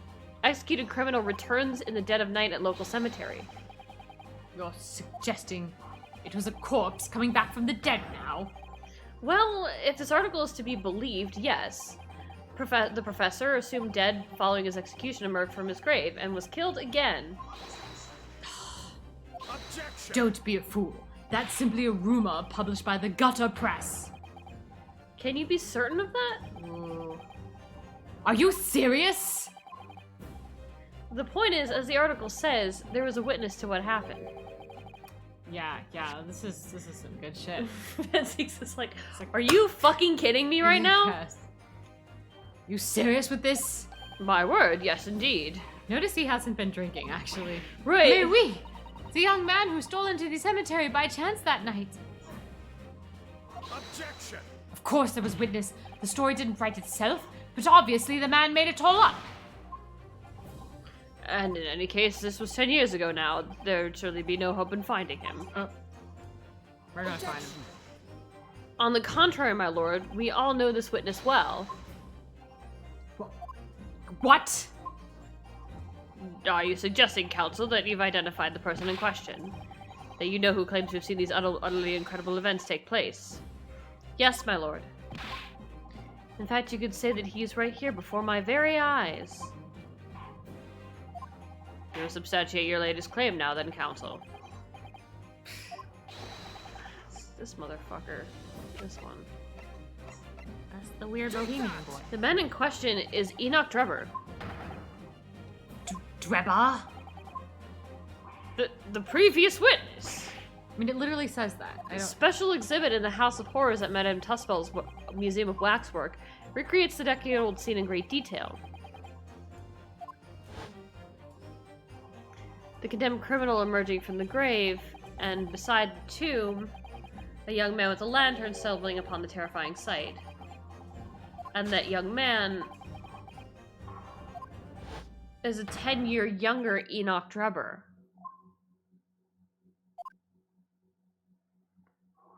But doesn't the newspaper article literally say that? Yeah.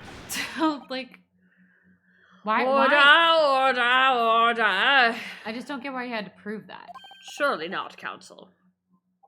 Drebber was there in Lowgate Cemetery. The newspaper says Mr. Drebber. Literally written in the newspaper. What? What is all this talk about Mr. Drebber? Is his name significant? Of course, Madame Tespel doesn't know, does she? Yes, it's extremely significant, Madam. To your situation as well, in fact. What situation?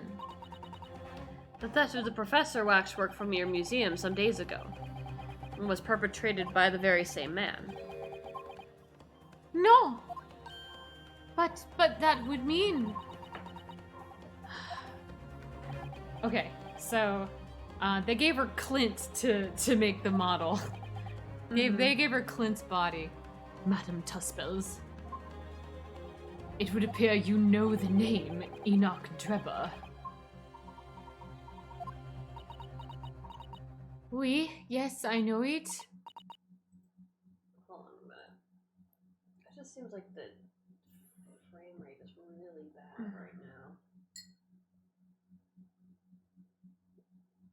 I'm sorry if the frame rate's been awful. I don't know what's going on with my damn thing. But from long ago in the past. What? Okay. It appears Oh to my. be better. Good gracious. Explain yourself. Tell us everything you know. He's just constantly slamming the bench. Yes, of course. Yeah, he's just like... The story of the young man and the terrible sight he witnessed in this cemetery 10 years ago was published in every single newspaper in London and throughout Great Britain. However, in all of the articles, the witness was simply described as a certain young man. No details were published about his identity. His name was never revealed. So, like, why? Is this a special newspaper that she brought? Oh!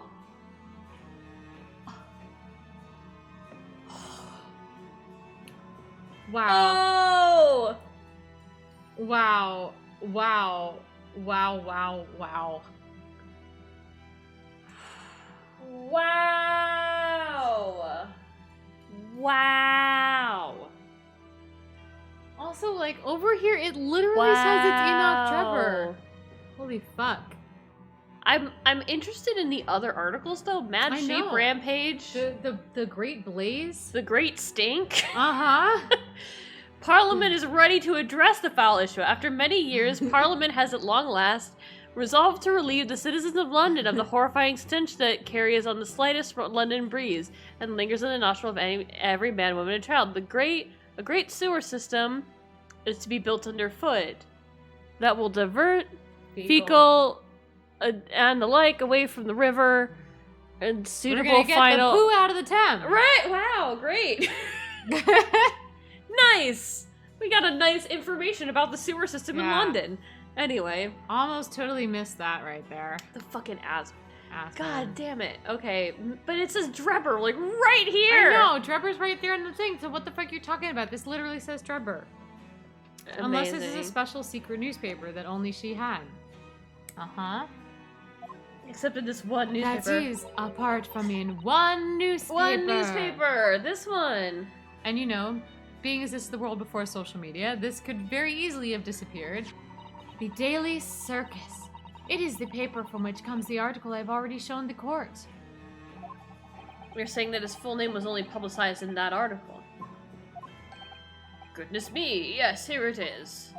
The university student who experienced this shocking event is Mr. Enoch Drebber, a disciple of science at the University of London and a resident of its student dorms. He was Zeke's roommate. Unbelievable! And they were roommates. When I read the article, I went to meet with the man. His discovery of the condemned criminal coming back to life in the cemetery in the dead of night would make a perfect exhibit for my house of horrors, whether it was a truth or not. I see. So you went to meet Drebber in order to sculpt the waxwork of a man, did you?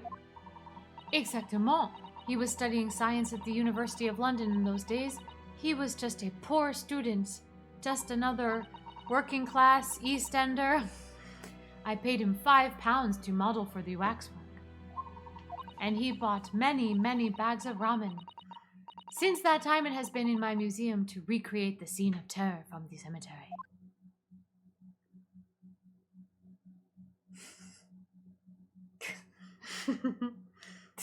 He always looks just so done Yes. with everything. Dickens, like, bam. So, 10 years ago, a young man appealed to the public about an extraordinary events he'd witnessed. A criminal who had been put to death, re-emerging from his grave in the middle of the night. But the public treated his claim like nothing more than an amusing anecdote that was soon forgotten. 10 years later, the same man steals a waxwork model of the executed criminal, ostensibly to use as a body double for the victim in a case we're discussing here today, even though the waxwork build is a poor match for the victim and its face is obscured by a mask. So the question is, why would the man do such a thing? Zeeks is ready to flip a table. Which brings us to 3 days ago, when the birdcage crashed into the Crystal Tower. If the birdcage had in fact not contained the body of Mr. Asmund, but that same waxwork, the coroner from Scotland Yard who investigated Dr. Size would have noticed immediately. And yet, she submitted this autopsy report for the victim, which the court has seen earlier. Why? Can you go to the history for a second? History. Oh, the history, yeah. History. Oh. And can you like scroll back? I want to just like capture Dukin's whole wrapping this all up here. Yeah, okay. yeah. Okay, all right. Scrolly scroll. And So he actually caught on to scroll. something that I actually totally missed. Yeah. Is that she did not work with him willingly. Like, they were not actually Yes, he was working forcing together. her. He was forcing her to make the... Basically, she falsified the autopsy report because it was, like, holding over her head that she didn't do a good job. Like, that this guy was actually alive. Yes. Because the waxwork was that of the professor. Is that what you're saying? Dr. Size put her name to a document confirming the death of a condemned criminal who was still alive. A criminal whose apparent resurrection was witnessed by Mr. Drebber. But that misconduct was a deadly secret the coroner would do anything to protect. Which is precisely like why Mr. Drebber used that particular waxwork as the body double. Ah!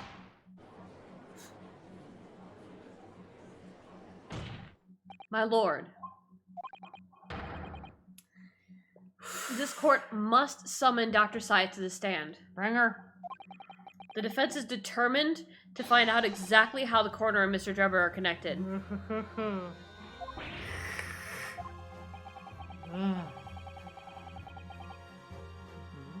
But according to the missive I received this morning through the prosecutor's office, Dr. Size is unable to participate in these proceedings. Is that not the case?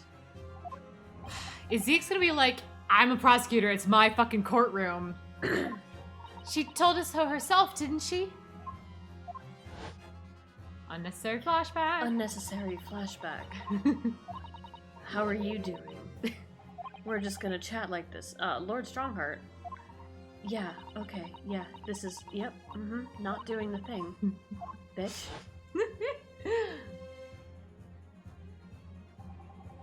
Something happened on the night of the killer's execution 10 years ago. And surely nobody would want to get to the bottom of it more than Lord Van Zeeks. Zeeks, use your power. Yeah. You're the prosecutor. You own this courtroom. Ryukun is laying the pressure on Van Zeeks right now, which is usually... He's flipping it on him. Usually the other way around. He's like, come on. Zeeks, come on, Zeeks. Don't make me be the one to do it, you do it. You can do this. Zeeks. Go up against Strongheart.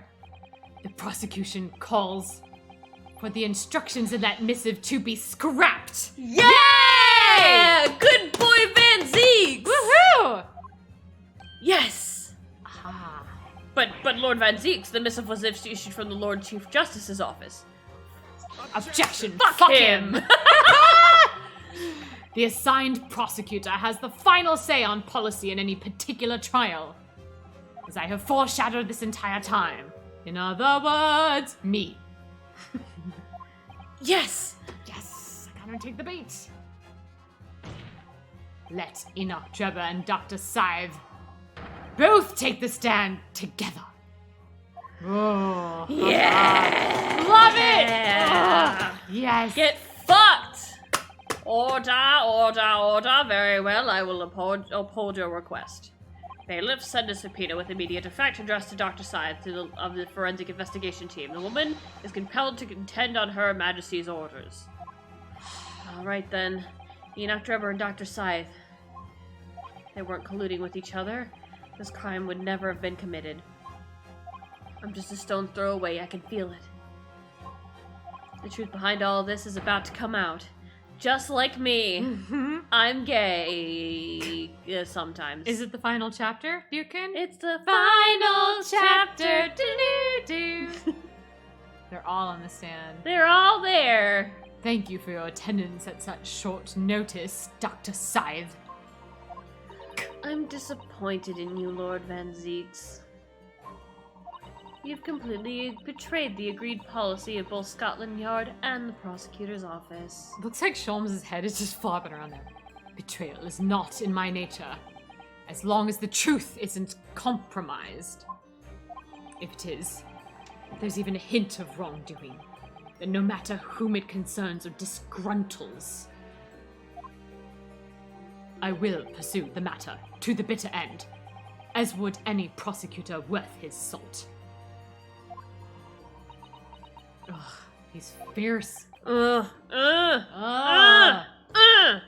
love that Ryunosuke's like, this is something that Van Zieks can't overlook. Yes. This is yes, something I have to yes. pursue because Lord Van Zieks cannot say no. Cannot say no to this. There's no way. And so he's using Mm-hmm. Van Zieks' passion for the truth Yep. to his advantage in court. Good boy. He's a very clever boy. Yay. He's not Buchan. smart, but he's clever. He's very clever. Mr. Drebber. It's okay. He's got Susato-san. He doesn't have to be smart. He's more conniving than Phoenix. Yes. Phoenix is puts two and two together, like better than Ryunosuke, but Ryunosuke's like he's got that brain. Yeah. He can think in circles. Yes. Oh, he's very strategic. Mm-hmm. Oh God, I love him. Whereas, Phoenix tends to bluff it and fly by the seat of his pants. He's like, okay, I have to plan my next move. Yeah, he's actually doing the 4D chess here. Yeah. He's doing it. Yeah. I think that Miles would be impressed. Yeah. Not with his intelligence, No, but with his strategy. With his strategy, He'd be exactly. like, you're dumb as a brick, but your strategy Yeah. not too shabby. Well, he admittedly says he's good at shogi. Mm-hmm. Yeah. He's a strategy boy. He's strategy boy. He's a strategy Good boy. strategy boy. He is used to 4D chess because that's what shogi is 4D chess. And he's showing off all of this right in front of the apprentice, who gets to see his progress and growth. You took the victim's life by means of a machine that you constructed in your workshop. That was a leading question for sure. That was that was not even a question. Wow, that was a he leading was just statement. like, It's like, bam. hey, Mr. Drebber, you killed a man. And he's sitting here like, excuse me? What? And Dr. Scythe, the investigating coroner, you were the first on the scene to examine the victim's body. It is the belief of the defense that you collaborated with each other and were both complicit in this crime. Oh, okay, wait. So, my theory. So, he did all of this because he knew that What he had to do was make sure that she was the coroner, right? Right. So that's why he had to blow up he had to do a big thing at the great exhibit, because that's the only way that he would know. Right. She would absolutely be the one who would have to look at the body. For sure, for sure. Can I get the rest of my tea? I will be right back. Do you want to BRB and, like, take a pee? Yeah. Alright. This is gonna get real intense. We are BRB because this will get real intense. I'm gonna run a quick ad and we'll be right back.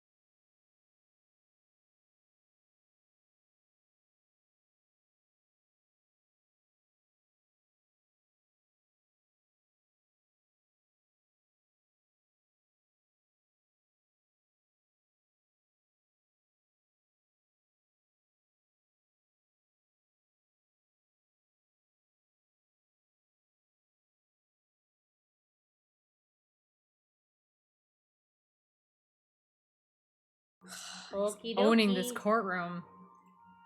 Ryukun is owning this courtroom. Let's do the thing. Let's do it. All right. And where's your evidence?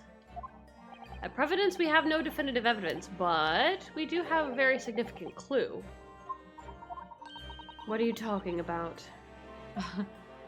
Her posture is so funny. I'm talking, of course, about the waxwork. This model of the killer known as the Professor, who was sentenced to death 10 years ago. You don't need to tell me. I witnessed the man's execution with my own eyes and officially pronounced him dead. That remains to be seen. Ooh. Ooh! Ryukun! Ooh! Damn! Is that so? New history. History. I can't do Oh, history wait. while the typing is Okay. happening. Okay. I just like that. It's sass. Alright. According to the newspaper reports from the time, on the night following his execution, the killer came back to life. To waste my time. And the sole witness to that mysterious event was you, Mr. Drebber, wasn't it?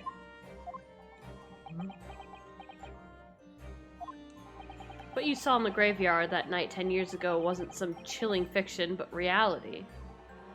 It would make you privy to a very great secret. Great A great secret. Great secret. A secret of Dr. Scythe's. A secret so powerful it could compel the coroner to agree to collaborate in your evil scheme, in fact.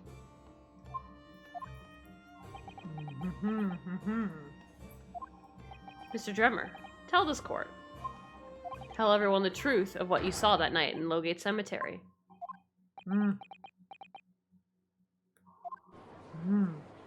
Louis was the student who saw it. You could see the resemblance actually catch you. With the man and Madame Tussbells, I mean. Surely he's not going to claim that's really what he saw, especially not after all these years. He was a researcher at the University of London, wasn't he? And a bit too clever for his own good, if you ask me.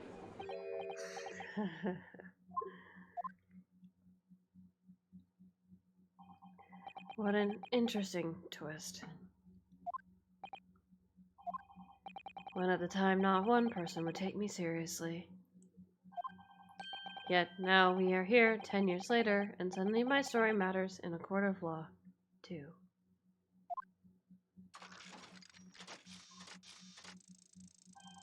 Very well then, if everyone so wishes. Let's be frank. I'll tell you the truth of what happened that night, for what it's worth.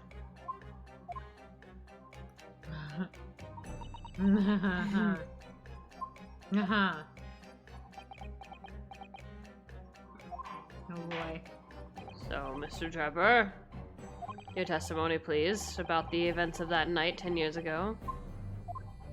You will tell the court exactly what you stumbled across in Lowgate Cemetery. Yes, of course, as you wish.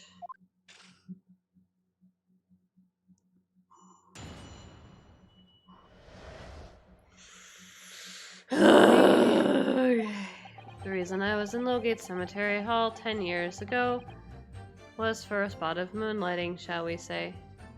Yes, the illustration in that newspaper article was based on what I witnessed that night. But thinking back now, I realize I never actually saw the professor. Soon afterwards, I was visited by a young woman who sculpted a model of me from wax. Then I gave up on my dream of becoming a scientist, and it was all because of that newspaper article.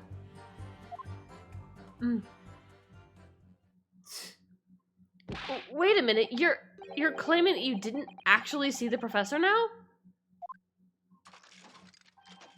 Well, of course, you'd have to have a screw loose if you believed the corpse could come back from the dead. But, so you're saying this article is not worth the paper it's printed on? I think that would describe it perfectly, yes. If the details in the article aren't true, Thank you, Ziva. it nullifies your argument for why Mr. Drebber and Dr. Scythe would have been working together. So he's discrediting himself to cripple my argument. Mm-hmm. Tell me, witness. You claim to have been in the cemetery on some auxiliary business. Can you elaborate? No. That's right. Grave robbing, to be precise. What the fuck? Why would you do that? Damn, he's confessing to a crime right here on the stand, Excuse? yo. Exactly. As you know, Lowgate Cemetery is at the rear of Barclay Prison. So among students at the university, it had a reputation for being haunted by the ghost of condemned convicts. Grave robbing, you say? Yes. Exhuming fresh corpses to sell is reasonably lucrative. Holy fuck. What the corpses? fuck, my dude? I thought he was like taking people's gold teeth or some shit. No, but like He's like straight up- black market like corpse, or like donating them to the fucking to like medical science. holy fuck. Jesus Christ. God damn. Of course, I never laid a finger on any valuables buried with the dead. So you are one of the so-called resurrectionists, a particularly unpleasant scourge on society. Actually, my fellows and I went by another name. The Repurposers. Oh god. The Repurposers. The repurposers. The reapers. The Reapers.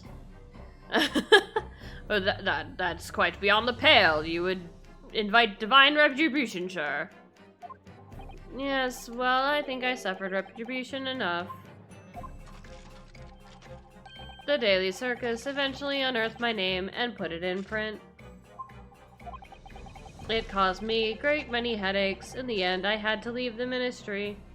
The university is what I meant to say. The Ministry of I don't know. Don't know why I read it that way. That was the only paper that had the bad grace to identify me unambiguously, I might add. Got a motive to kill Asmon.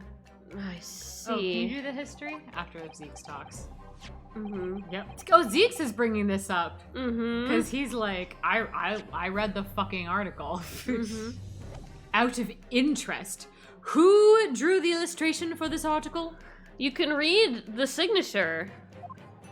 Ah yes, that was the reporter who exposed me. He sketched that right in front of me as I described the scene. Wow, it was Mr. Asmon. Fancy that. Oh my god, we're gonna have to use the contract to match his signature. Mm-hmm. Uh, Obviously, as time ticked on, I bitterly regretted what I'd done. Claiming to have seen something I never truly saw. Foolish. Very foolish.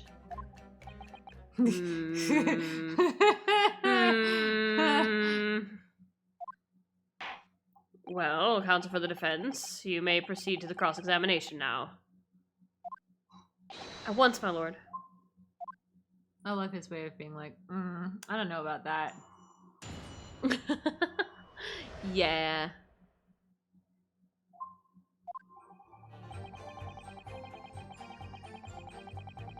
Yeah, what the fuck is that all about? By mutilating, you mean grave robbing, do you?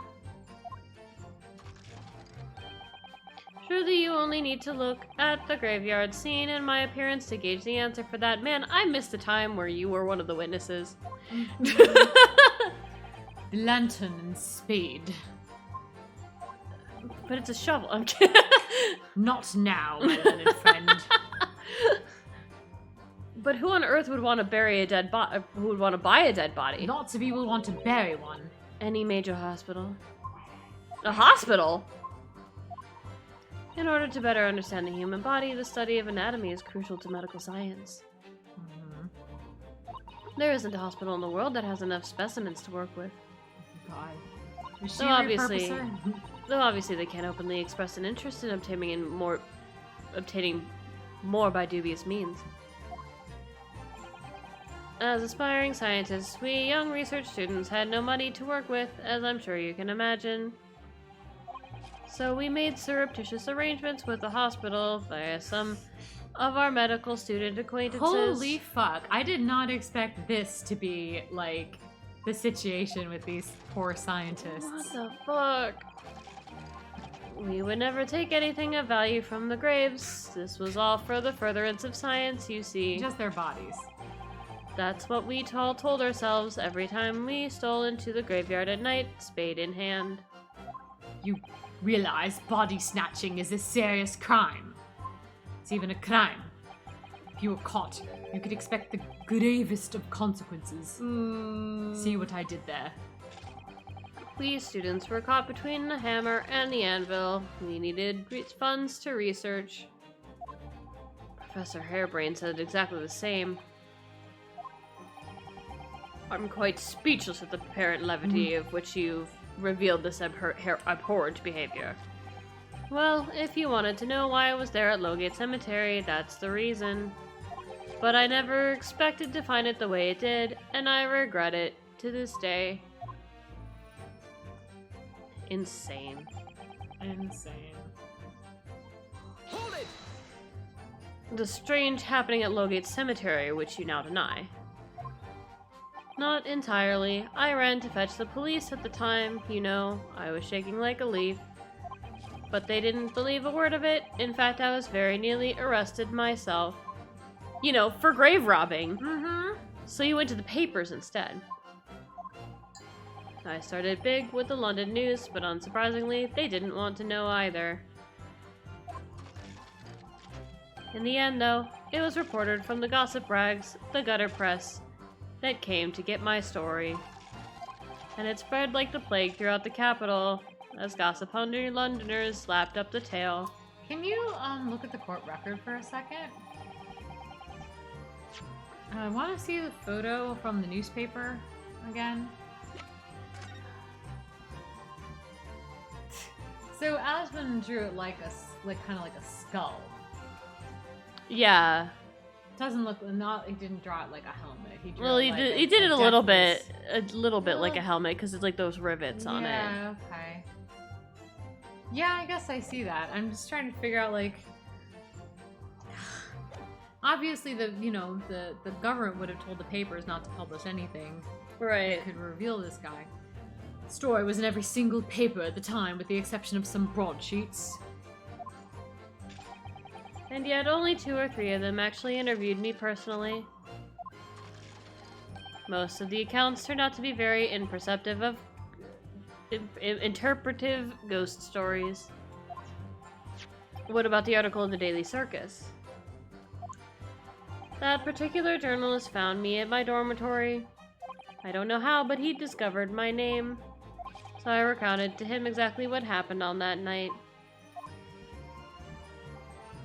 And from your description, he drew this illustration. Precisely, that's how I learned the condemned man was the infamous professor. Sorry. Because a reporter told me so. I had no idea myself, you see. History? Interesting shit. Okay. Newspaper reporters are wont to snoop around in matters that don't concern them. Such as taking a photograph of myself and my apprentice fending off the scoundrels the other day. Not bitter at all about that. The scene portrayed in the illustration is accurate then. Well...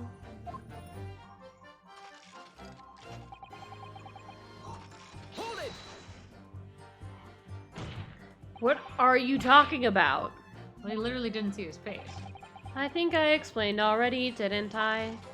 Lowgate Cemetery is at the rear of Barclay Prison, so it was renowned among us students at the university for being haunted by the ghost of condemned convicts. For some absurd reason, I was scared of the graveyard at night, and as a result, only too willing to believe that nonsense about the dead coming back to life.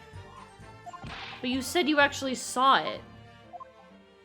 I said what I'd seen in my mind's eye. After all, resurrection is impossible, isn't it? You'd have to be unhinged to think otherwise. Or someone resurrected standing right next to Van Zeeks. Unless, of course, you have some evidence that proves that I encountered the professor that night. I don't know. Is there any material evidence that could show he really did see the professor? If we have anything at all, Naruto-san. I know. I need to present it against that irritatingly backtracking statement of his. The point is, that night was a pivotal moment in my life. Yeah. So...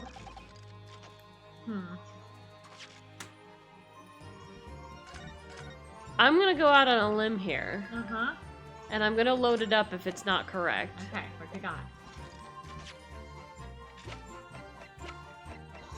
Objection. Huh? Yeah, didn't think so.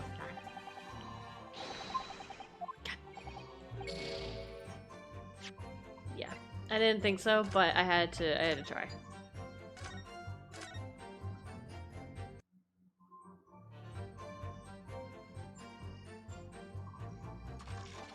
Okay. Hold it. That young woman being Madame Tuspels, of course. Precisely. I must say, I didn't expect to run into her again like this 10 years later. As I have explained, I went by the name published in the article, and comme ça, I found the man. Yes, the article in the Daily Circus, I think you said. I was a poor student with barely a penny to my name at the time. And the young woman put 5 pounds in front of me. So you readily consented to having a waxwork of yourself made and gave permission for it to be put on display. I did. I should sell what little I had to sell, I concluded. My body. Right. Ah, oui, I remember now. I purchased something else from you that day, n'est-ce pas? Ooh! Your body. Uh-huh. Or evidence? Oh, yeah. Did you? I can't say I remember. Purchased your ass. What was it, madame? His camera. Oh, that's right. She's got the thing. Oh, yes, I made a point of taking it with me whenever I made an excursion into any cemetery. Great, he's got a lot of creepy dead people photos. You took a camera with you, sir. To what end? To record the details of the bodies I disinterred. But I had no intention of ever visiting a graveyard again after that night, so I sold it. I see. But I still have it, monsieur. It is part of the special exhibit in my House of Horrors. I am very meticulous about such details. It is the Tuspel's way. It would seem, then, that this is the very camera Mr. Drepper took with him to Lowgate Cemetery on the night in question. Yes, interesting. Maybe that's what we had to establish. Yeah, uh-huh. Yep. Had to There update we go. Mm-hmm. it. Update that court record. Mm-hmm. There we go. We're gonna get to see. I mean, I was the right, imprint. but I wasn't right yet. You weren't right yet. It's exactly the Ace Attorney way. It's You like were when right, but not yet. We didn't rotate the evidence enough. Objection. Eh? Oh, fuck off with that, really? Okay. Alright, load. Yet again, I am not right yet. Nope.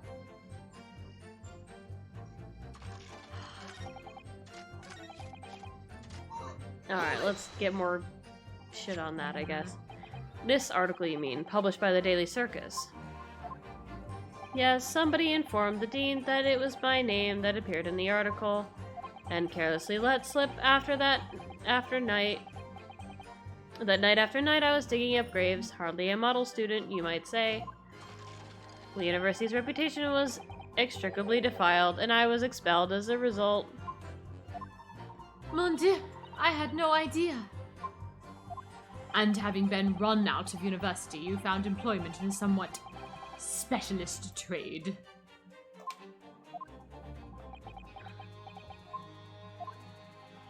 You combine your knowledge of science with knowledge of stage magic to create various experimental machines intended to demonstrate never-before-seen technology. And you use those deceptive models to trick the government and private investors into giving you money.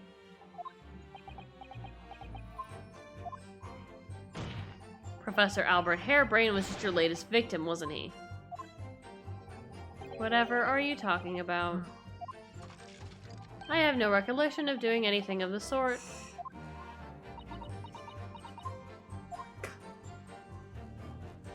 What's Trevor up to? Why would he suddenly change his tune to recant his claim? I wonder if perhaps it's because his circumstances have changed now. What circumstances? Well, if he admits to having seen the professor emerging alive from his grave 10 years ago, it will expose a secret in Dr. Syed's past that she would desperately want to hide. Yes, of course. If Drebber and Dr. Sides were working together now, and if Drebber were to betray her, there would be no reason for her to continue to cooperate. In that case, there's only one way around it. Let's prove what he really did see it. He really did see the professor's corpse coming back from the dead as he originally claimed. Yes, Naruto-san, exactly. Mind reading, Susato! Just a little bit.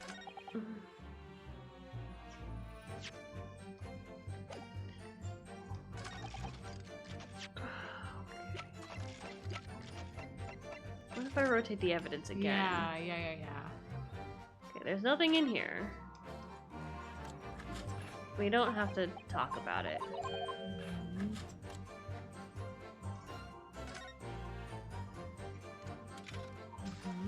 Also, say anything about the freaking blood? No. We did. Yeah. Is there anything else on here that I'm missing? I mean, I can do it again just to see if it, like, updates it yet again, but I don't think so. Yeah. Okay, I really think this is a piece of evidence, but let's go through our evidence, shall we? Yeah. Okay, so we've got our armband. Kazuma. We've got the Great Exhibition newspaper. I don't think this is going to be important ever again. Yeah. The sketch, the cloth, the crossbow, photograph of the victim. Don't think that's going to be relevant. Autopsy. Screwdriver, photograph of the balloon, photograph of Drebber. Wooden bird cage. This...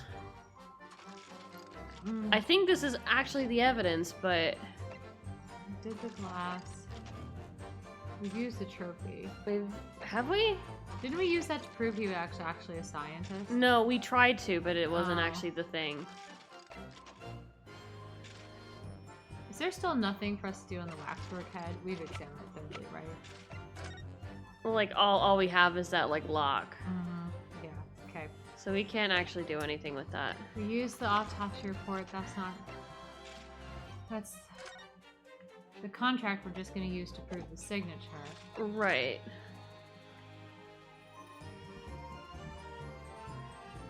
It seemed to me like, I don't know, are they trying to get us to make the Asmund connection before we make the camera connection? But they're not really leading up to that. Never really actually saying. Let's see if I press this again. Yeah.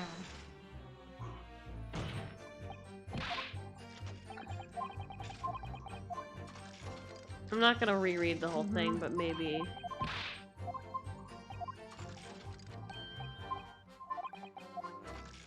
Like, do you have some evidence? And I'm like... Evidence that proves don't that know. you encountered the professor that night. Right. Evidence that proves it. Okay, so it has to be I present something here. Yeah. Is it like? Did I really? I'm like... Is it the head? Is it just like, why did you steal this guy's head if it wasn't important? We could try it. Objection. Nope. And I'm gonna try the camera again just to make sure that I actually Sure, presented it, because yeah. I can't imagine it's anything else. Right. Yeah. Objection. Really? Why is this a... Alright, one last Hail Mary, Yeah. and then we're gonna... Yeah.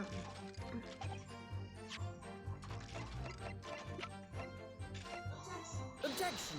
Shut the fuck up! Really?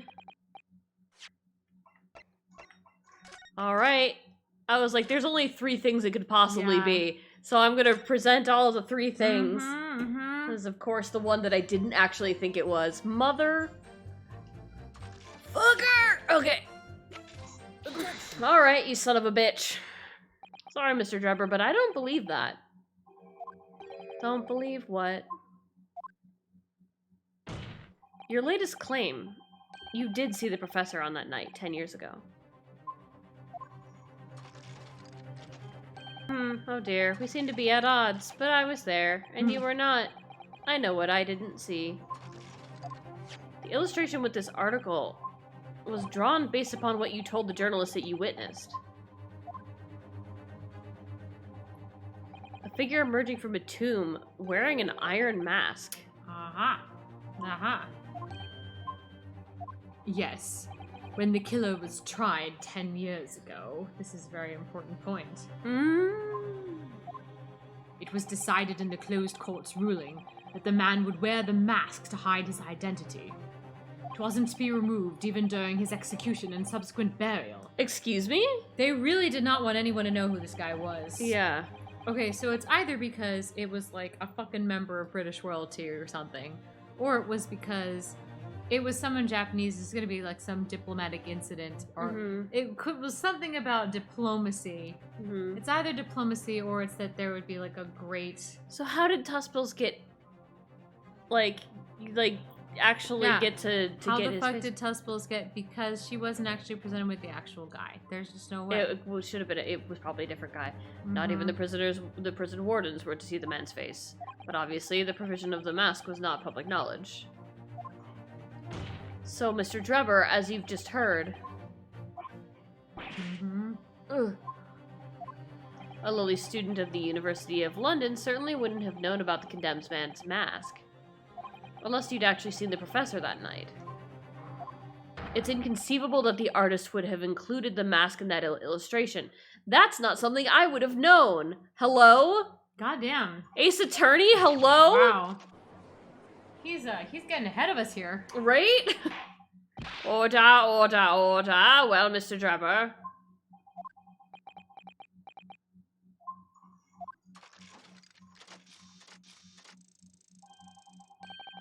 It's a vile science, isn't it? If it's a vile scene, is what I meant to say, isn't it, if you look closely? And as I've already been at pains to point out, I was utterly petrified. Which is why I had it in my head that I'd seen such a blood-curdling sight. But afterwards I came to my sentence and realized that I'd been mistaken. You still say that you didn't see it? If you're stubbornly sticking to that story, witness, then amend your testimony to explain exactly how you think your eyes deceived you. Of course, only too happy to oblige. I can't believe he's still not gonna concede the point. I can. We're Ace Attorney veterans. Yep. Oh, interesting. That's your claim, Shut huh? the fuck up. Alright, we're gonna save because of course we are, and then we're gonna press because of course we are. Of course we are. Sir? Hold it! A fellow grave robber? What are you talking about? Well, I wasn't the only one busy at the cemetery that night, you know. Other body snatchers were at work. Of course, when I saw one of them emerging from the hole he dug, my heart nearly stopped. So that's a terrifying sight I actually saw, you see. You're claiming it was just another student on equally insalubrious business as yourself. Many of the medical students would wear metal masks, shut the fuck up, to protect them from bacteria during dissections. Clearly the fellow was using such a mask to protect his anonymity, wouldn't you say? Objection! But there's more to this story, isn't there? The article goes on to say, in the next sentence, a gunshot rang out suddenly from behind. The bullet pierced the resurrected man's chest, whose breath then stilled once more. We might assume that the section discovered the miscreants at work, perhaps, and fired upon one of them. If a great digger had shot someone in the cemetery, I think it might have been a rather big news, my lord. Ah, yes, well. I can only assume it was an embellishment bolted on later by the Oh. Ooh. Tell us, Tusples! Excuse me. Also, what a parallel here. They're talking about the mask to hide their anonymity while Yeah. the apprentice is just standing right there in a mask, having come back from the dead. Madam Tuspels! Don't take it out on Mr. Sholmes. Thank you, my dear fellow. Ow, ow! Ooh la la, pardon. I was lost in my thoughts. Would it be fair to say that Mr. Drebber's last remark was significant to you in some way? I thought it was a little strange, that is all. How Monsieur Drebber could claim this now. If you don't mind me saying, madam, shut the fuck up. What are Yeah. you talking about? Well, when I met you 10 years ago at your university dormitory, you recounted to me about your adventures in the cemetery, no? Including the gunshot. Stop. Oh. You might want to watch your tongue, you know. Objection. Wag your tongue, madame. Have a care, Drebber. That's no way to speak to a lady. Please, Madam Tuspels, carry on. Of course. According to what Monsieur Drebber told me at the time, he did hear a gunshot from behind him, and the bullet hit the condemned man. I said nothing of the sort. No, you were very explicit about the details, and about other things you were very explicit. I did buy your body, after all. About the mask that the figure was wearing. And the blood that spattered over you when he was shot. Now we get to do the thing. He's comparing the blood to the blood in the hound collar. And the We've got we can do the analysis. The hound Maybe. collar. We've got some bloods to compare. Enough, shut up, woman. You're making all this up. He big mad. That'll do. I'm not sure about the dog collar, but I am sure about the fucking camera. Mr. Drebber. Yes. I figure if I throw out every single theory possible, then eventually I'll be right about You'll be something. right about one of them, yeah. Sorry. You refute the account just given by Madame You Tuspels. refute the account. Just Right. Look, I'm getting stuck in one voice or another. Which is ridiculous because the judge's voice is way easier on my voice than Drebber's. I don't know why, but Drebber's absolutely murders my voice. I have no recollection of having ever saying these things. Probably because I'm doing like multiple pitches at the same time. I don't even know what I just said because I looked at you. Come on, do you really expect us to believe you? Control yourself, counsel. I will not permit baseless accusations in my courtroom. Such as just straight up saying that this guy killed the other guy, but you know, we let that go. Right. Under the circumstances, I think it best that you supplement your testimony with a statement to clarify your position on this witness. Very well. Gay silence. Oh, alright. We got this. Alright, bitch! We got it. We got it. We This got is it. the third time that I'm gonna present this, but it's gonna be the right time. Woohoo! I'm gonna take some camera for 500, Alex. Hospitals has got the pain with her somewhere too. Right. Mr. Drebber, do you remember this camera? Does she? Well, I bet she bought either the camera. So. either Drebber. I think either she does or Drebber does. Mhm. But that is the camera from that fateful night. Yes, we borrowed it from the House of Horrors. I guess he has the camera technically. Yeah, it's like I've got it now. Yeah. It's the camera you took with you to the cemetery that night, Mr. Drebber. And we checked the inside. There's no Yeah, there's thing. no pain. I'm just saying, like, maybe she has the pain because she bought it from him, but she kept the pain somewhere. But he might have kept the pain. And is it supposed to be significant? This kind of camera is rarely seen in our homeland, so my colleague and I were keen to examine it closely. We noticed that the lens extends forwards at the end of some bellows, like this. Oh, Oh, we had to hold it? What? what's that? I've never There. seen us hold it before. Just on the bellows. Have we ever seen us hold it I don't before? think we've ever seen us hold it. He's just always objecting. Wow. Objecting. He had to hold it. He had to hold it. Good job, Good Izzy. job, He had to Nancy. hold You had to hold it. it. It looks like a dark red stain. That's right. It's a rather conspicuous mark here on the bellows, in fact. Good lord, are you suggesting? Yes, my lord. It would appear to be a spatter of blood.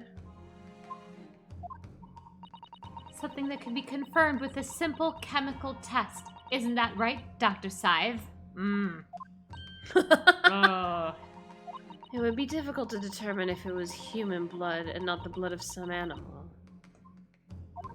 But yes, to test whether or not it's blood at all is simple enough. I propose So soon? that you become my top, and that Madame Tespel's testimony was correct. And that on the night in question 10 years ago, you were spattered with blood from the gunshot wound.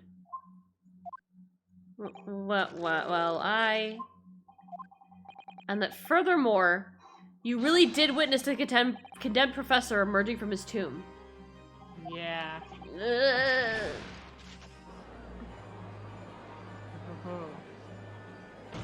There's simply no way you could have forgotten such a traumatic experience. In other words, the only explanation is that you're trying to hide the fact that you saw the professor that night. Objection. But why? Why would he want to do that? Well, not for his own gain, it would seem. For whose then? Who could benefit? Mr. Drebber is obviously lying in order to protect somebody. My goodness, he's shielding someone. Oh, he's sweating. He's sweating. Yes, my lord, and clearly, it's someone who doesn't want the truth about the professor's coming back to life to be exposed. Well, counsel, who is it then? Sholmes! This bitch! Take that! The obvious answer is Dr. Scythe. Scythe? Whatever do you mean? Look at her. Look at her. I am God. going to step on you. Mm. And I'm not intimidated this time. I am a switch. Imagine if the convict who'd been sentenced to death was in fact not killed. Imagine if that was to come to light. Imagine all the people. Sorry. Robbing all the graves. What are you insinuating? And imagine if the convict in question was the country's most hated mass murderer. If it was the professor, that would be an unprecedented scandal. Objection! This is beyond a joke. Need I point out that the dead cannot come back to life? I say next to the dead. What you're suggesting would mean that the execution never actually happened. Yes, that's exactly what it would mean. Objection! Once a man is sent to the gallows, he hangs. No one could escape, not in Great Britain. Objection! But the fact is, there was a witness to the fact that the man did escape his hanging. If that were really true, counsel, the implications of misconduct would not stop at the supervising coroner. It would take the honor of the entire judiciary from the ground up.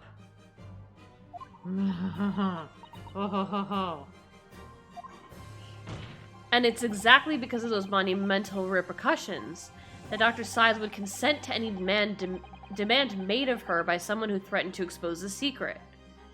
Even if that meant being complicit in a crime. You mean... I mean that Dr. Sides wasn't collaborating in Mr. Drebber's wicked scheme. She was coerced into collaborating in order to protect her decade-old secret. She switched the body of Mr. Asman with the waxwork model and fabricated the autopsy report. Ugh. You got her. You got her. Oh! Lord Van Zeeks. Pray, forgive my freshly filled hallowed chalice and a whole raft of other discourtesies now. Goodness me. It's just the sort of tall tale Londoners would enjoy, I grant you. An executed killer rising from the dead, a Scotland Yard cover-up, a conspiracy at the highest levels. So let me ask you one thing. Where's your evidence, man? What's that? If the condemned man really did emerge from his tomb that night only to be shot in the chest, what the fuck was the point? Who pulled the trigger and disposed of him forever? How the fuck am I supposed to know that? Hang on, that's not what we're trying to prove here. You're off fucking topic, but I get why you're off topic, because it's, Dude. you know... well, I have no idea at the moment. We have too little information to work that out at present, I think. I couldn't agree more. Drinking. The Old Bailey is no place for wild fantasies, says Van Zeeks, standing right next to the old top, says the new top. The Old Bailey is no place for wild fantasies like two tops at once. Right. I'm having wild fantasies right now. And have you considered this, my learned friend? Considered what? Do you realize just what a dangerous endeavor it would be to coerce this woman into such criminal activity? It's tantamount to declaring war on the entire British police force and judiciary.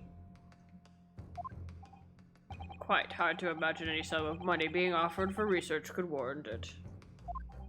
To rely on some stage deception when so much is at stake would be madness. Well, I suppose. And this was no petty crime either. The victim was murdered. A man who'd already invested money in the venture and would be instrumental in future profits too. Yes, but we already know the motive because he destroyed his wife. Exposed everything about him. Yes, I had no reason to kill Mr. Asmund at all. Zeke's just setting him up again. Or are you forgetting that his death results me in not receiving a single penny? You know, you don't actually have to abide by a contract if the other one is dead, right? You know, yeah. No one else knew that you had a contract. Right. Mm-hmm. That's all I'm saying. Mm-hmm. The court is already aware of the contract between myself and the victim. No. There is a contract, that's very true. But, you know, we do have another motive, so that's fine. Yeah. The motive for this case runs deep, though. I could feel it. You could literally see it on the page. Yeah. Using threats to force the head of the forensic investigation team to cooperate is extreme. Especially for a government grant he had no guarantee of receiving in the first place. The research grant was the aim. Taking Mr. Asmund's life would have made no sense anyway. Which means Mr. Drebber's motive wasn't money at all. He was just trying to kill Mr. Asmund. But why? What was his motive then? What was his motive? Your time is up, my learned friend. I'd say you have one last chance before the jury lose their patience with this charade. Just present the fucking newspaper already. The apprentice is like, wine? Wine? Let's see if you can back up your heady proposal, shall we? I want him to just have the apprentice drink it, just be like, yes, here, you can have a sip. Or he laps it up like a dog. Yes. Drink. Or he tries to do that, Yes. and his little beak on the thing that goes clink. And he's like, I want it so bad. Poor apprentice. What? Oh, that's a kid! Oh my god, that's fucking amazing! That's fucking funny. Get, He had to tuck out of the didn't way. even get to read that. Oh, sorry. That's all good, but that was hilarious. How do you explain why this engineer would throw all caution to the wind and threaten his own country? Yeet! At this point, I'm not prepared to listen to more of this outlandish conjecture without proof. That was good. So, counsel, present your evidence. Yep, present it. All right. Who exactly was Mr. Asmund to Mr. Drebber? Just present it. There's a connection there that no one has seen yet. Disease. And I'm going to have to present two pieces of What? Really? evidence to show what it is. Oh, because it's a contract. He has to present the article and the contract to show the signature matches. Right. Yes, my lord. The evidence is established as motives. Yeah. Okay, well. First one. The newspaper. First is the newspaper. It's this newspaper article, my lord. That was written 10 years ago. Every detail has been examined already. What can it possibly tell us? Newspapers contain things. This is- Like letters. That drivel should have never been written. It's typical gutter press nonsense. That means nothing. Yes, on its own, it isn't particularly significant. However, when considered alongside another piece of evidence, it will completely explain your motive for wanting Mr. Asmund dead. What other evidence? Show me where on the other evidence. Right. Here, Lord Van Zeeks. Yes, I see it now. Would you like me to come closer and show you up close? Yes, I'd like to see it up close. Right. Here, Lord Van Zeeks. The Anyway. apprentice is vibrating. Counsel, you will present your supplementary evidence to the judge. Hello, without delay. This one. Take that! It's this contract, my lord. Mr. Drebber, this is the contract you signed with Mr. Asmund. Our Yes, marriage that's was right. short. Yes. The very document, in fact, that proved that we were married. That proved that I had no reason to kill the man. Definitely not for life insurance because we were married. No, I'm afraid not. What? There's something very significant that this newspaper article and the contract have in common. Really? Who am I voicing right now? And it's that common link that shows very clearly why you were determined to kill Mr. Adiosman. Adios, you know, the other one. It seems the defense has uncovered something the rest of us have missed. Dyslexia. So, my learned friend, point out what these two pieces of evidence have in common. Point it out. Where exactly is the link? It's right here. You see this Ugh. circle, this hole, as it were. In Ugh. fact, there's two of them. Oh. And two. an ass. Also a man. The apprentice just pulled out his sword and he doesn't know why. Right, he's like unsheathing, like must not kill mentor. What these two pieces of evidence have in common is a signature. My signature move. A signature. The signature on the illustration that accompanies the 10-year-old article and the signature on the contract belong to the same person. Ta-da-dun. What? Whoa! What? I didn't look at both of these for some reason. As the court has heard, this illustration was drawn 10 years ago by the newspaper reporter who found Mr. Drebber and interviewed him about his ordeal. If you look closely, the reporter's signature can be seen in the bottom corner of his drawing. And if you look at the contract here, which is signed between the witness and the victim last year, you can clearly see Eisman's signature at the bottom. Let me see now. Good lord, yes, they're identical.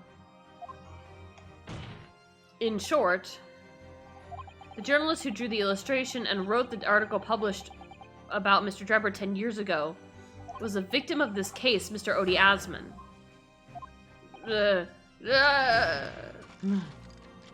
He down on the floor. He He kneeling. collapsed. Objection. Objection. But explain to the court why. I don't Do you know. really need to- I don't know. He got another job. The fuck, Van Zeeks? Why would that constitute a motive for the witness to murder Asman? Oh, okay. Never mind. I can explain You can that. handle that. Well, if you think back, you'll remember that Mr. Drebber talked about that article in his testimony. Unnecessary flashback time. Grave robbing, you say?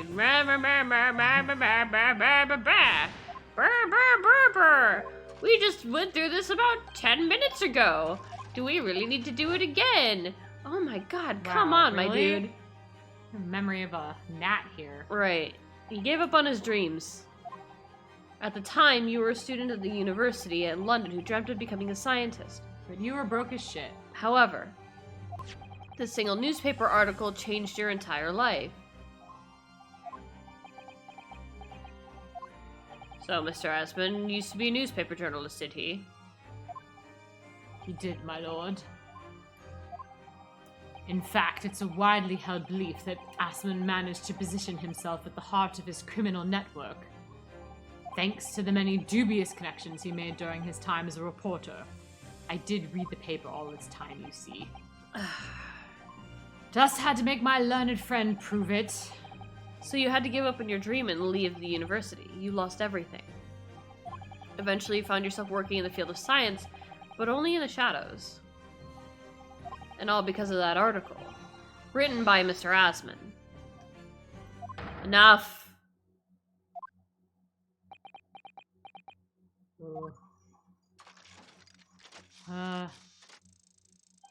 Stop this endless drivel about my life. What? Find some way to wriggle out of this. Explain yourself, Mr. Drebber. Yes, it's true. I had to leave the university as a result of that article. But it was just a straw that broke the camel's back. What do you mean? Almost every student of science in this facility, in the faculty was too poor to actually conduct any research. But they struggled with their hypotheses anyway. We all did, only to have them taken by vultures. Sooner or later, you knew your ideas would be stolen and patented by some wretch or the other after all. Good gracious. Making a name for yourself as a scientist in a climate like that was a miracle only a select few geniuses could ever hope to achieve. Personally, I wasn't one of those geniuses, so it was hardly a wrench.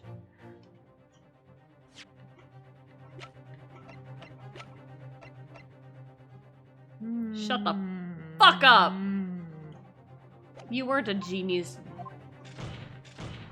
Being forced out of the university because of Lowgate was the best thing that could have happened to me. Objection. Mr. Drebber, did you genuinely believe that? Of course I do. Who's better placed to know whether or not I possess a talent for science than me? Me.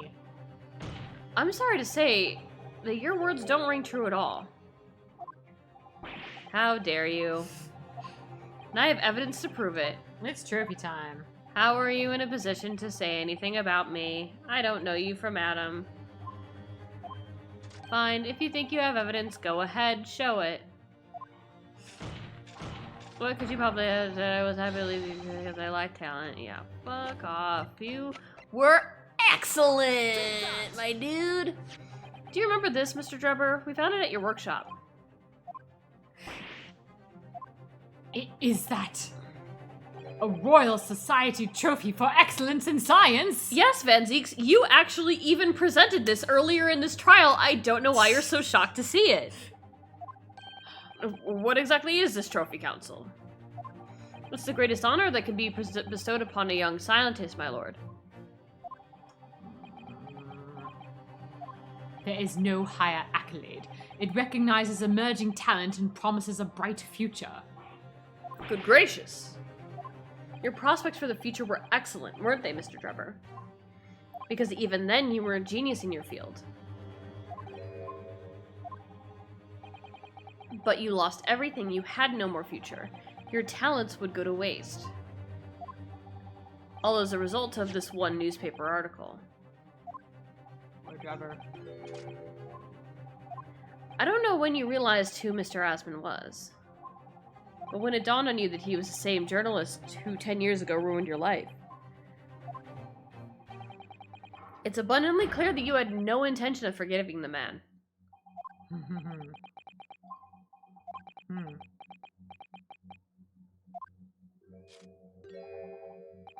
The truth is... Finally, he's going to fold. No, he's not. You can. No, he's not. No, he's not. No, he's not. Oh, boy. I think you're a little bitch.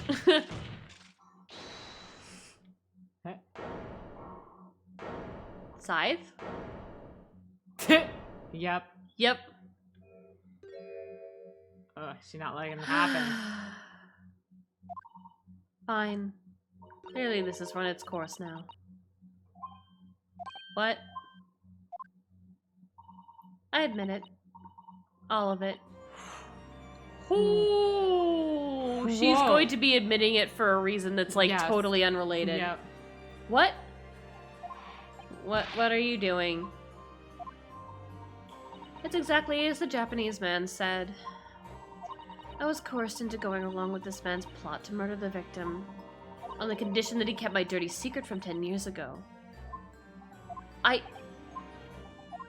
No. Good lord!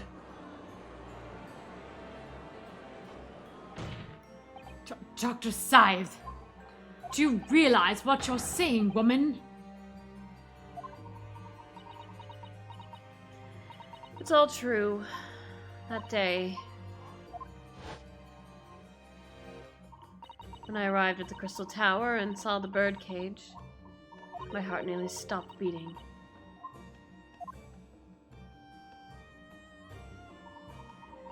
That memory from a decade ago that I'd done my best to bury deep inside myself. It was the professor again staring me in the face. And then, before I had a chance to react, I noticed something else. There was a note tucked inside the model's jacket.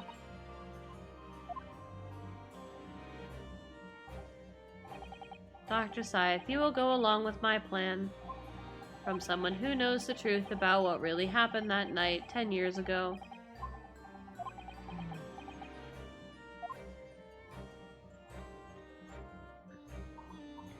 All the instructions were in the note. Every detail was meticulously written out.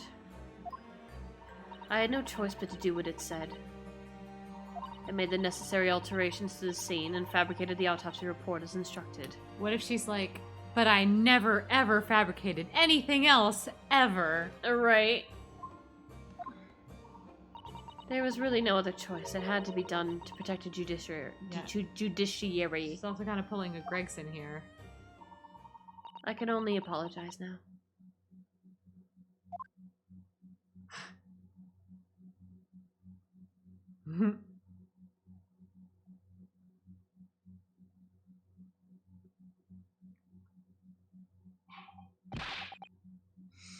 Why on earth would you buckle now?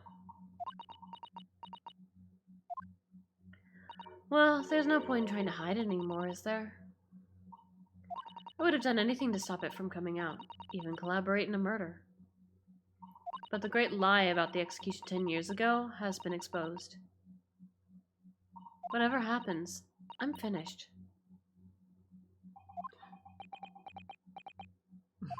So then, Mr. Drebber, what do you say to that? Your accomplice had admitted everything.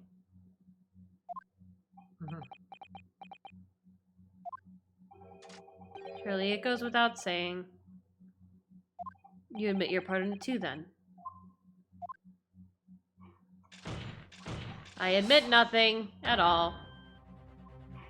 What?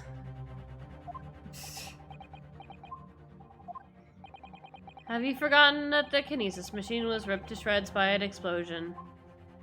Short of me admitting to a crime, there's really no possible way for you to prove I did anything wrong. We No. got testimony, though. Right? Dr. Side. Yeah, like she testified. literally. She just testified. Order. I just want the judge to be like, that's not how this works. You're going to jail. Whatever this man says, I admit everything. He threatened to expose my secret, so I went along with his plan. And Lord Van Zeeks. Ooh. Yes. I hope you'll accept my apologies. What happens next is in your hands, of course. Oh, that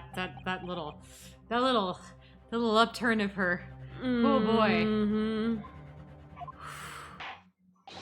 I've heard more than enough now. I hereby present the final findings of this court. What? What? This trial is not the proper forum in which to pursue the alleged wrongdoings of Mr. Drebber. The defendant is Professor Albert Harebrain. Very true. It had slipped my mind. Isn't he one of your closest friends? As the court has heard, Dr. Scythe has admitted to the allegations brought by the defense, thereby absolving the defendant of any possible guilt. You mean... Exactly! Yeah. Exactly! At the present time, it is the conclusion of the court the defendant was not involved in any wrongdoing.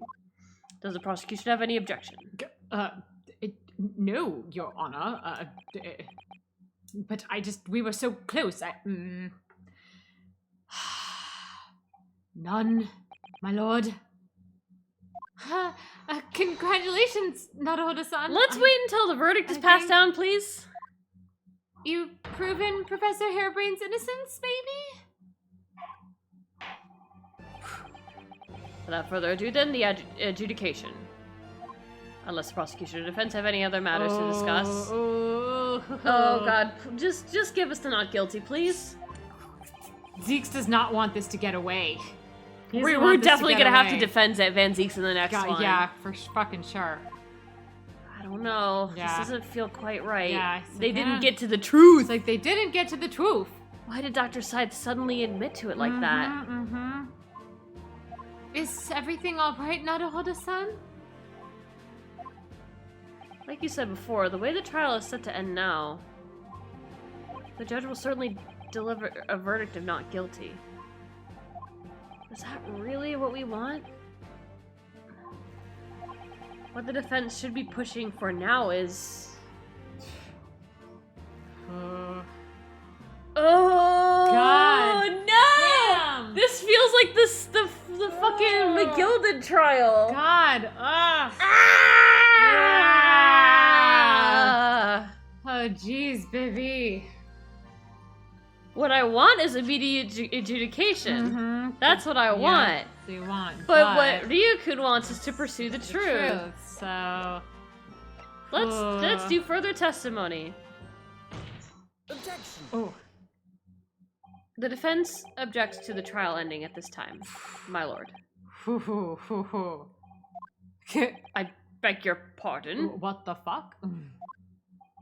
We demand one final testimony. Ugh. He's got a white glass out! Ah! He's like, I'm already going to... He was trying to start drinking. You do realize I'm about to adjudicate in the favor of your client, I presume. The glass is gone. Right? He's like, he just like threw it away. What are you playing at now, my Nipponi's friend? Why would you want to obstruct the conclusion of the trial at this point? No defense lawyer in his right mind would do that. Well, I'm not in my right mind, Zeeks. I'm not normal. Naruhodo-san, what exactly are you thinking? The truth. The whole truth. And nothing but... And nothing but the truth. And a way to bring it all out into the open. Right. Yes, in hindsight. Ah, yes, one word of warning before I go. If in the course of the trial this afternoon you perceive even a shadow of doubt about the truth, don't let it out of your sight. Pursue it like a dog with a bone. I do like bones. and I like dogs. To the bitter end, you understand? Do not falter, whatever may come to pass. I have to like dogs because you are basically a dog. Pat. Wag, wag, wag. I'm sure Mr. Sholmes knew. He must have deduced that this would happen. Yes, I'm here in court today to advocate for my client. And to secure an acquittal. Obviously. But that's not all. I believe that I have a duty to the court to pursue the whole truth of the case until every last detail is laid bare. Oh, Birkin. Oh, God. Is that respect in your eyes, Lord Van Zieks? That might just be. And that is why the defense calls for the further testimony from Dr. Syed. Yeah. Testimony from me about what? About the nature of your collaboration with Mr. Enoch Drebber. Huh. In case it's escaped your attention, I've already admitted to everything I did. The whole truth has already been revealed. Stop wasting everyone's time. Ah. And as his lordship made very plain, your client will get the acquittal you wanted from him. There's simply no point in protracting this business further with another tedious cross-examination. Objection! Pray, forgive my careless handling of that hallowed bottle. I slipped. That's what you call it? What is your objection, Lord Van Zieks? The prosecution also calls for supplementary testimony from the witness. Yeah. Don't be stupid. If there is more to this case than has yet come to light, then I will join my learned friend in pursuing the facts until the bitter end. I love you, Van Zieks! I love you! I love you when you're not holding evidence to the very end of the trial. Uh-huh. You'll what? Lord Van Zieks. This is what I've always wanted with you. To pursue the truth together. This is most irregular, to say the least. However, as the prosecution also calls for it, I will uphold the request. Dr. Syed, you will testify for the court. This is your courtroom. You can do whatever the fuck you want, Judge. True. Explaining the full extent of your involvement in the murder apparently committed by Mr. Drebber. Very well.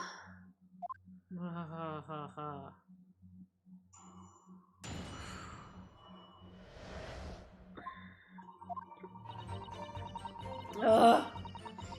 It all began at the scene when I saw the waxwork and the note tucked inside its jacket.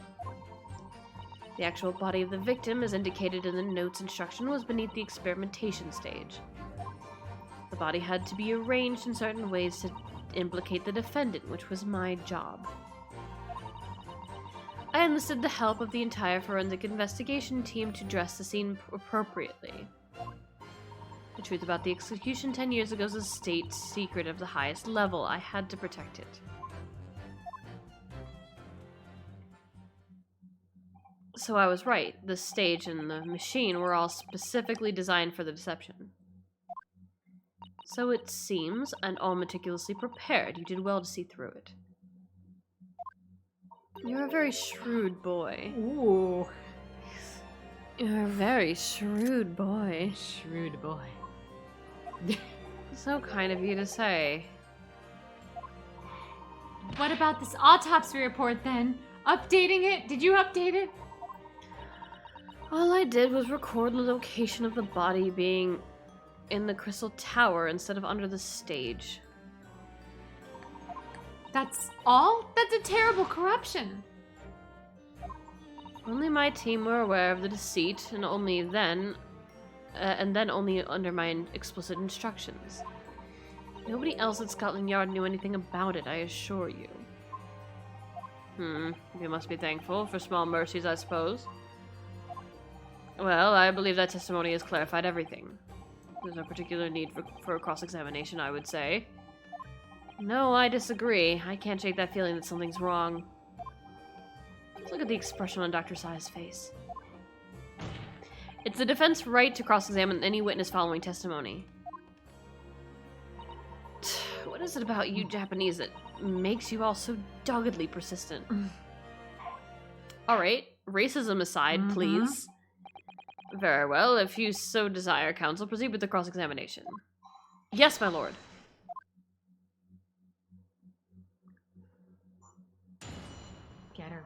Get her, Ryukun. Alright, let's talk about that. From what you described before, it sounds like the note was anonymous. Did you have any idea who was behind it? There are very few people in the know about what really happened 10 years ago to start with. But anyway, I never heard of this engineer, so no, I had no idea. Yet despite not knowing who was behind the plan, you went along with it? I had no choice. Protecting the professor's secret was my only concern. But the horse has bolted now, and the stable door will never shut again. Scotland Yard's reputation will be immeasurably damaged as a result of all this. Yes, thank you, Lord Van Ziegs. I'm well aware of that. So, as I understand it, what you found in the birdcage was a waxwork model, where that was the victim's body.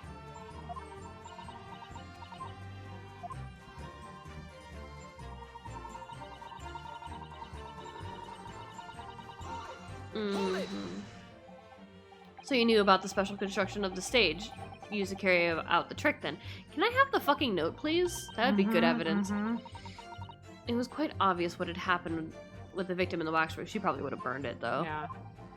And you switched over the two over, didn't you? In other words, you recorded the victim's body as having been discovered in the Crystal Tower. And the waxwork?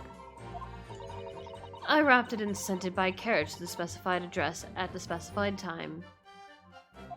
And why were you given such directions? Presumably so it could be recovered by Trevor and returned to Madame Tuspel's. I see. And then you put the birdcage back on the experimentation stage. Yes, although someone obviously made a mistake about which cage should go where. I thought I'd made it perfectly clear to the team, but still. I suppose you were focused on the victim's body, that being the more important detail.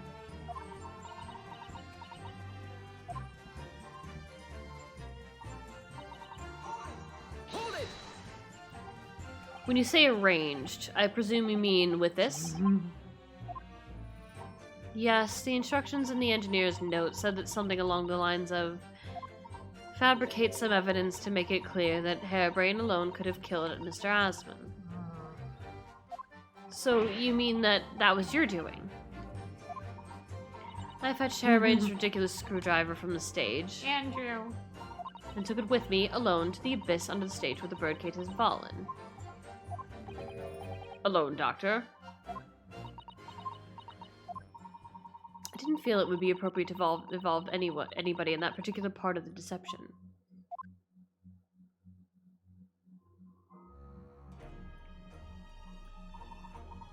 There is a void under the stage where I found the birdcage lying in the dirt.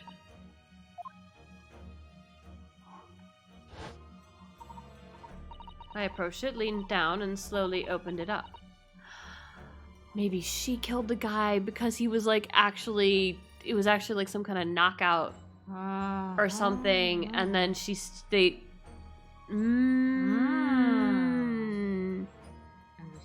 like he only knocked him out and then had her stab him with it.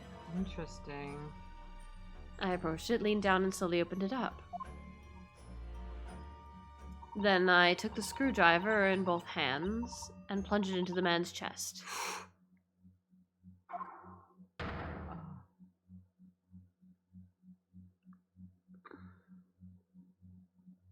And then you noted that in your fake autopsy report as a fictitious cause of death. Exactly. So, the actual cause of death was...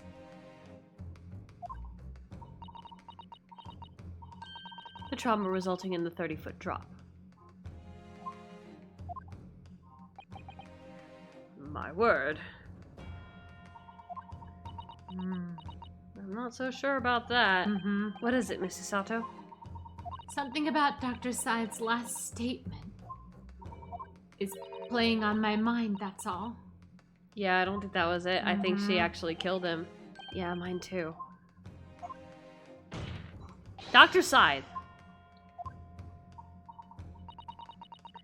There's really no need to shout. I can hear you perfectly well. The defense calls you for you to add what you just said into your formal testimony. Oh, which part? What I want her to supplement her testimony with is...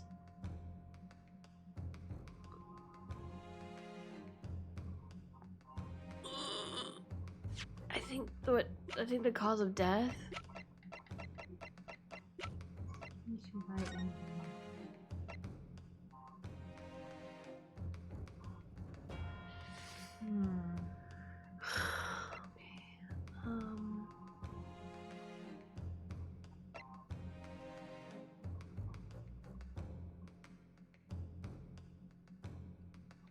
Mm.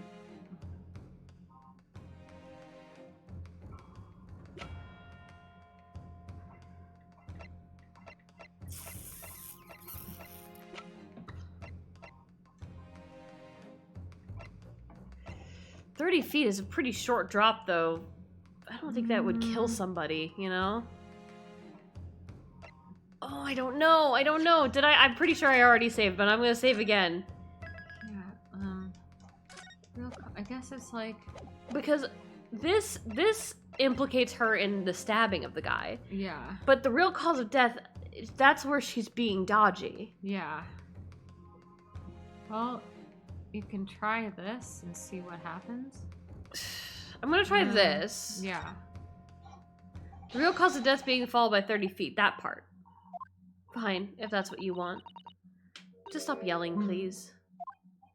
Prosecution concurs. Very well, you supplement your testimony now. If you wish, my lord.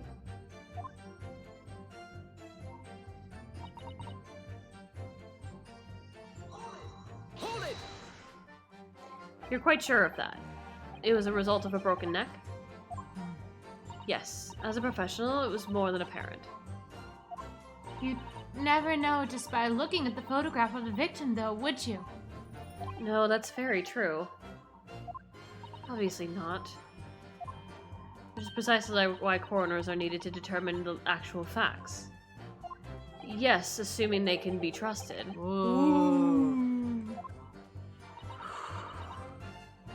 There's no point calling her assessment into question without evidence. Let's get back to the testimony. Very well. Oh.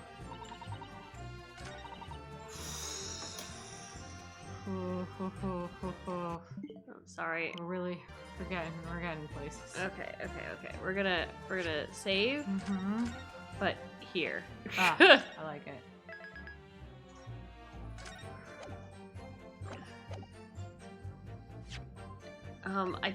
It might be the autopsy report, Mm-hmm. but like, Objection! Nope. no, okay.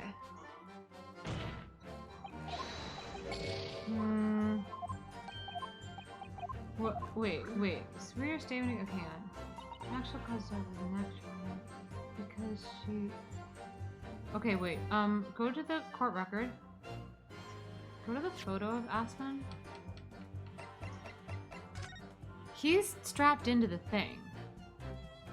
So, So maybe he wouldn't have broken his neck. Maybe his. I don't know. oh my god. Objection! Nope. Throw that at her. Nope.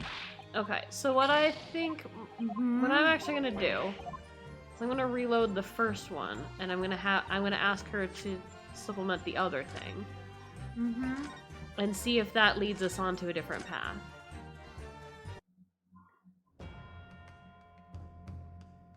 Yeah. What you did to the victim. How you stabbed Mr. Asman in the chest, that part. Fine, if that's what you want. Mm-hmm. But there's really no need to point. The prosecution concurs. Pointing. Love it. Very well, you step up at your testimony now, witness. If you wish, my lord.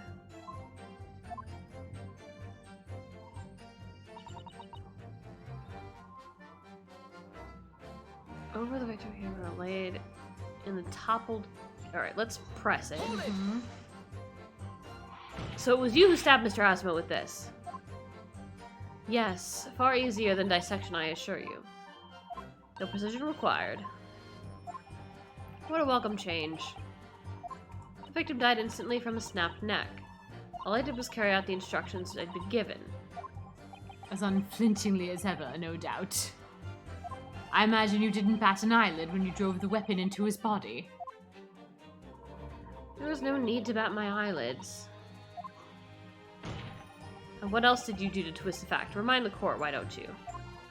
If you wish.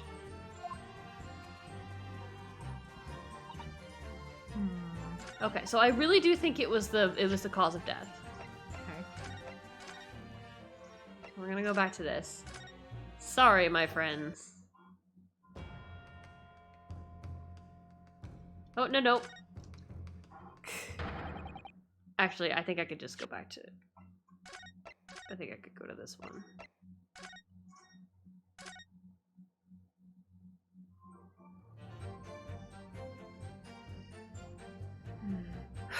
Right, so... 30-foot fall. Neck trauma. Oh, wait, shit, are we doing the thing where we're like... He was right side up? Oh, yeah. The bird cage? The bird cage. It's the fucking bird cage. Objection. No? No! Are you It's serious? not the bird cage.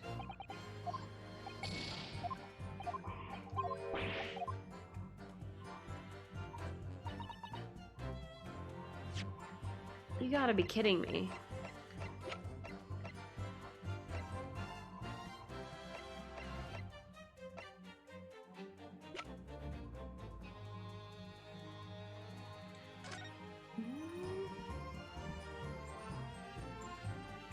Well, maybe we already presented this, right? On this one? Don't think? Objection. No. Okay. That was not correct. Because my thoughts on that is that like it was found on the stage though. So like you did a shit job of it.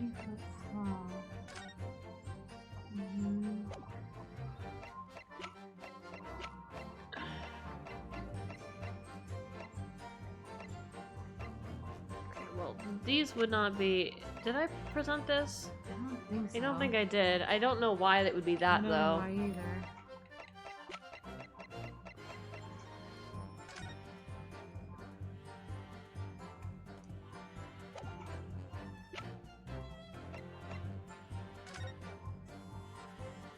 We presented that, for sure.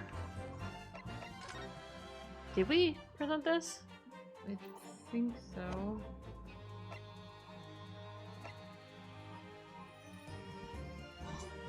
Objection. Yeah, okay, we did. Alright, well...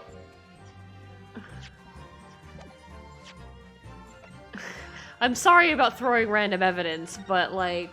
What are we gonna do right now?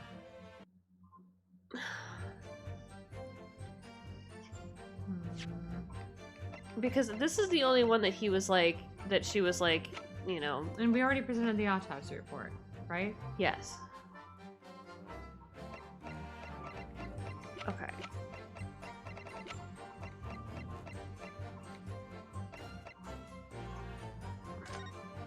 This doesn't make any sense. This we've already presented. This we've already presented. We've already presented this. We've already presented that. That is upsetting to me. Mm-hmm. That this is not actually a thing. Wait, hold on. Hold on. Oh, did we not? We didn't rotate the evidence? Did we miss something? There's no blood on it. Is the thing. That's my thing. Yeah, there'd be like blood on the strap yeah, here. She stabbed him. It'd be bloody. But like, I don't think, like, I can't examine that. So, Okay, wait. Go back. Go back to her testimony. What does she say after this? She says, dress the scene appropriately, and the last thing she says is, okay, alright. I mean, I could just keep pressing. Uh-huh. Because I haven't actually pressed everything. Hold it! The entire team, in perverting the course of justice, my team consists of the very best investigators there are. I demand loyalty from all members. We operate on a code of chivalry of sorts. You aid and abet a murderer committing perjury and dare talk of chivalry? It was a matter of priorities. What? Nothing was more important than protecting the secret of the professor. My team did what was necessary without losing sight of the primary goal. I consider their conduct exemplary. Ugh. Don't concede the point, Naruhodo-san. You mustn't let it win. I need a lawyer. I'll take that silent as tacit acceptance. Now, can we move on?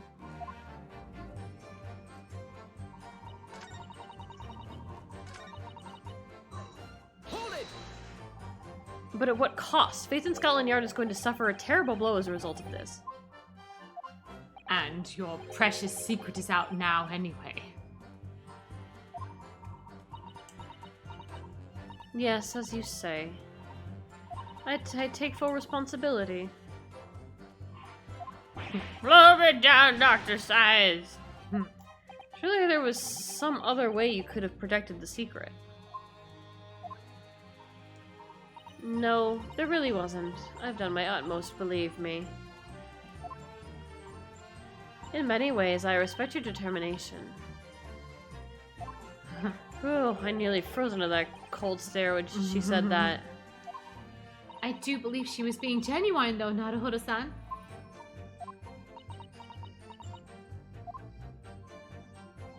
So that's her story. She's admitted everything and revealed her full involvement in the crime. I do wonder if there could really be much more to it. Well, I don't know, but I do have a feeling. Do you, Naruhodo-san? The truth is, I find it strange, too. How those two are reacting to this in completely opposite ways, I mean. Yes, exactly. For some reason I feel like they're still trying to hide something.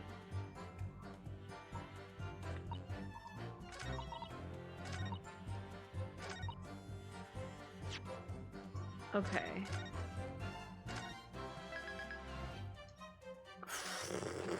This is really irritating me.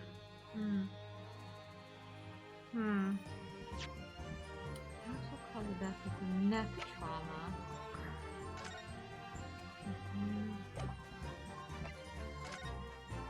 There's no reason that it would be this.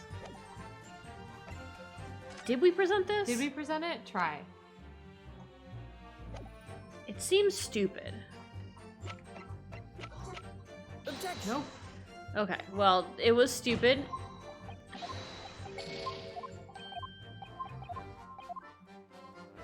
They had a lovely conversation about jars. No reason for it to be this. I'll think of one. No reason for it to be that. We presented this already. Tried this already.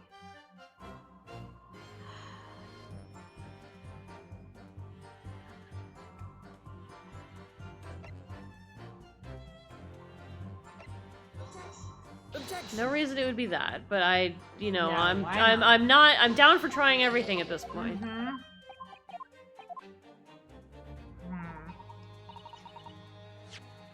we presented the autopsy. Yes. We presented this, and that.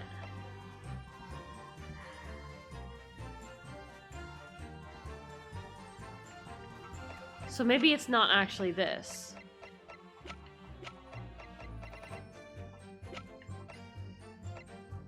did we present this on this one? Don't remember. Objection. Nope. Yeah, we did. Okay. Alright, well... Oh my god, what am I doing? Should we switch it up again? You have to repress all this shit. Maybe. Maybe not. I don't think No. we do. I Okay. don't think we got anything useful from all Can that. try it. Because it didn't change anything. Yeah. If it changed something, then maybe. What she did to the victim.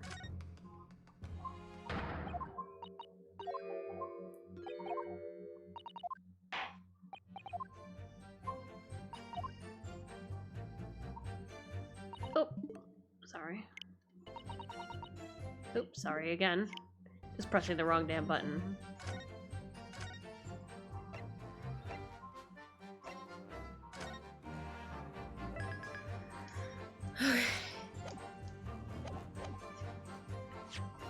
Okay.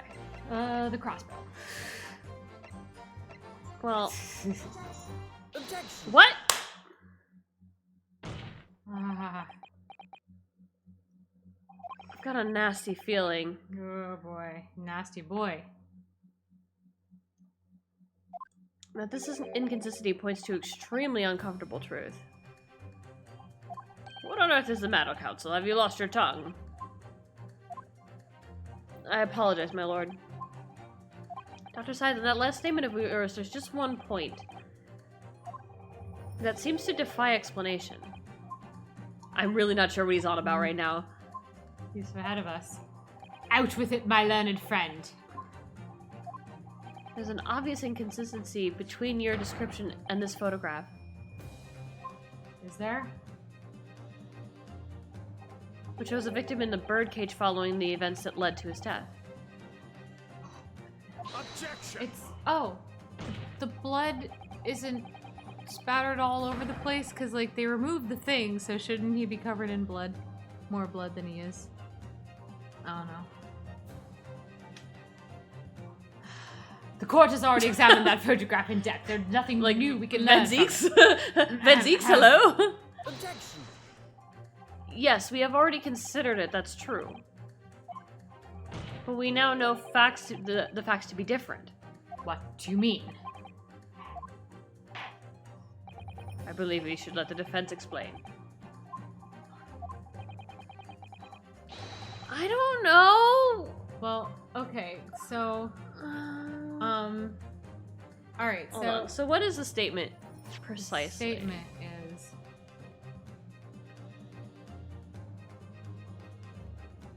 I stood over the victim's corpse where it lay in the toppled cage and plunged a screwdriver into the chest.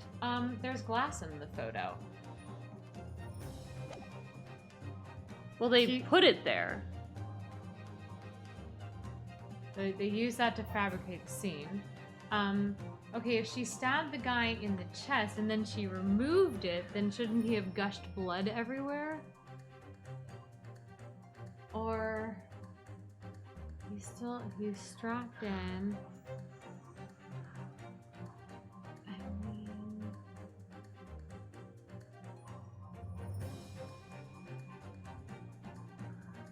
mean... This is the problem, is that we don't actually know what the problem is. Mm-hmm. Well, so she's, okay, she says... So let's just She's- do this. okay. Let's do this, So and then it's we'll the do the entry glass, room, because okay. that's all we... Take that. Look closely at the blood stain. Okay, fine. It clearly extends down in a downwards direction toward the man's feet. What? You can- Oh, because it was laying flat. Ah. Oh, he's smarter than me. Once again. He's a God smarty pie. Damn. Fuck off. And why is this significant, Council? If the victim was stabbed moments before the kinesis machine was set in motion, that's certainly expected. Cocoons grown into their brain cell. Yeah, He that would has be... grown another brain cell. He's got like 5 or 6 at this point now. He's got a lot of brain cells. Also, hi, Kevin. Hi. Ah, of course. No, that's not what happened. Exactly, my lord. Dr. Scythe made it very clear in her testimony just now that the point at which she stole Professor Hairbrain's screwdriver and stabbed the victim was after the grand deception was set in motion, when the birdcage had fallen below the stage and out of sight. From the shape of it, it's clear that the birdcage would have fallen on its side after a 30-foot drop. If the victim had really been stabbed whilst inside the birdcage in that position, the blood from the wound would have spread out equally in all directions. He's so smart. He is very smart. I had absolutely no fucking idea. Holy shit. For it to have formed a longitudinal appearance, as we see in this longitudinal, that is a... Longitudinal? Whoa. Longitudinal is a very big word for our boy. Big brain word. Is inconceivable.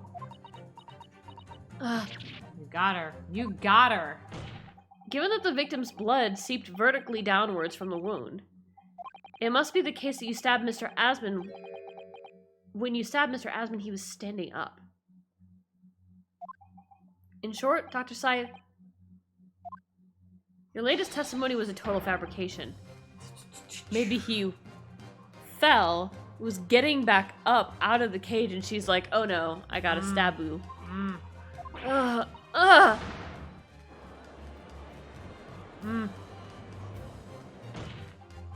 knew it. I was right. Now I've identified that contradiction. There's only one way to explain the facts. We've all been under a great misapprehension here. What? What sort of misapprehension? When I feel about you at night in my dreams? Dr. Scythe, you claim you were coerced into helping Mr. Drebber as a result of the note he left in the waxwork. You claim that you made changes to the scene of the crime to implicate the defendant. And you claim that you authored a fake autopsy report to cover your tracks. But one of those claims is an out-and-out lie. Because the question of what the bloodstain really tells us has only one possible answer. If that is the case, what is it, man? Counsel, you've clearly struck upon a revelation. Now tell the court what it is. Which part of Dr. Lice is sort to be a lie and... Oh, she was coerced. Yeah. I think it was that she was coerced. She was not actually coerced. You were not coerced. Dr. Scythe, clearly you weren't really coerced by some letter at all.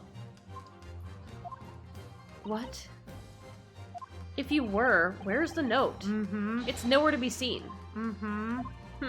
That's as may be. So why don't you present it to the court if the assertion vexes you? Obviously, I've already disposed of it. I'm not vexed in the slightest. Counsel, need I remind you that it was you yourself that established the coercion? Ah. Oh, shit! Oh! Ouch. Damn! Feeling vexed, my Nipponi's friend? Very. Damn. Alright. Okay. The stabbing of the victim. Okay. Stabbing of the victim. The answer is very simple if you consider the sequence of events. If, when the victim was stabbed, the blood from the wound seeped downwards as it did, we can be sure that the victim must have been either sitting or standing upright at the time. Okay, that's fair. But as you rightly pointed out, the birdcage would have fallen on its side when it fell beneath the stage. Are you okay with keeping this? I'm okay with okay with being one down, yeah. Okay. Just so I don't have to waste the time of reloading it. Yes, it would, which tells us that the victim would have been in that position of his own accord. Objection! That's impossible. The man was dead, remember? But we don't know that. No, that's the misapprehension.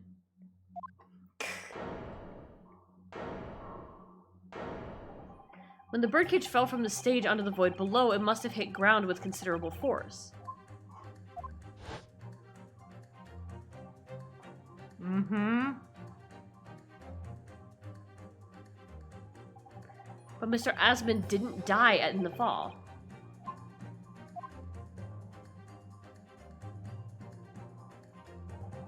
He probably lost consciousness for a while, but when he came round, he got to his feet to climb out of the cage. Just as Dr. Scythe appeared. Mm-hmm.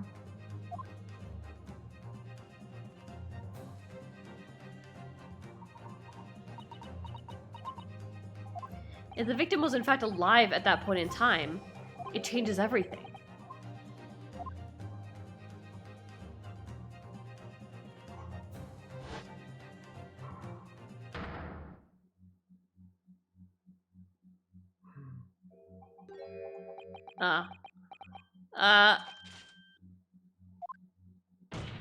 Mr. Odiasman's killer wasn't the defendant, Professor Albert Harebrain. Nor was it the mastermind behind the stage trickery, Mr. Enoch Drebber. It was you, Dr. Courtney Scythe. Ooh. Ugh. Order. Can this possibly be true? Have you been taking me for a fool? It was you, was it? You killed him? Wow. You hoped that by admitting to being an accomplice in Mr. Dredger's scheme, the trial would end. Before you were accused of a far worse crime. Cold-blooded murder. Oh, do shut up. Ugh, she mad. You're so desperate now you're making all this up. As if I would do something like that. Why would I be desperate? I already have a not guilty verdict. I assure you, the defense is not desperate, Doctor. Mr. Naruhodo has established the facts using evidence and logic alone. There's no reason for me to be desperate. Ah, logic, don't make me laugh. Sadly, your logic has a gaping hole in it. What? What do you mean? I'd have thought it was obvious. A motive, boy. You're lacking a motive. What possible reason would I have to kill Mr. Aspen? Aspen was involved in any number of criminal activities, from coercion to theft to murder. There's no known connection to Dr. Scythe there. You mean he was the reporter who published the story, hello? Exclamation mark. I'm rather relieved to say it does seem somewhat far-fetched. True, there's no obvious motive, but there's still something in the back of my mind. I feel sure I've seen somewhere before the hints why the coroner might have done this.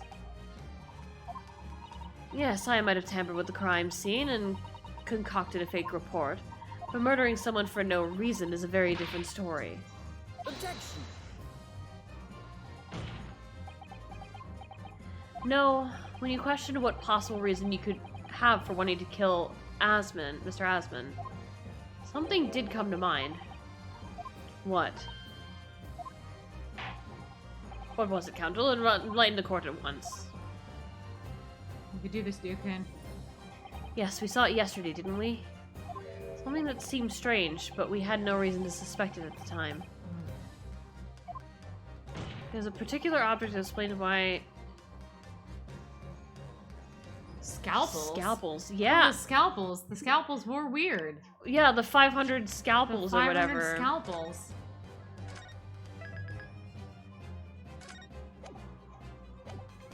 Scalpels. It's a scalpel, or rather, scalpels. Did you say scalpels? It would appear that the word has struck a chord, Doctor. You, come on, out with it. It was yesterday when we visited your laboratory. I don't know why I'm saying it like that. I never say... I always say laboratory. I never ever say laboratory. But yet when I'm talking like as them, I'm like laboratory. Look at this big thick book here. It's an unnecessary flashback. It appears to be an accounting ledger. Yeah, about the We scalpels. know about the scalpels. What is it? It's about scalpels. We're gonna talk about scalpels. Scalpels. Whee! Scalpels. Scalpels. She mad. 500 scalpels. A month? At first I wondered what on earth you could be using that many scalpels for. But actually, I realize now that it's not the scalpels themselves that are significant. It's the money for them. disappearing every month from the department's accounts. Aspen's criminal organization relied heavily on extortion for its funding. Tracing the money from the forensic investigation team's account to find out where it was going would be extremely straightforward. Oh, that's like Zeke's other, like, I can look that up, you know. Mm-hmm. Don't Like, even this try is me. very verifiable. I could have that evidence in an instant. Mm-hmm. 10 years ago, when Mr. Aspen was a journalist and wrote this article about Mr. Drebber, he may well have stumbled upon information as he was researching the story. Information relating to Dr. Sai's darkest secret that he would use to rack money from her in the next for the next decade. Her darkest secret? Good lord, you mean? I don't know what happened on the night of that execution 10 years ago. But clearly the opportunity to rid yourself of that menace was too tempting to pass up.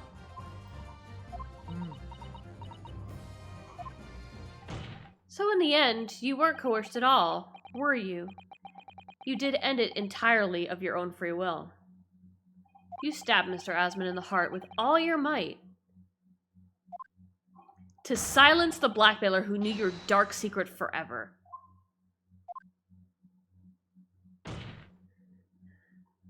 You'll never understand, none of you. Ooh. Well, we've had to keep covered up all these long years. I'm sure we're going to in the next We're going case. to understand it at the Forensic Symposium.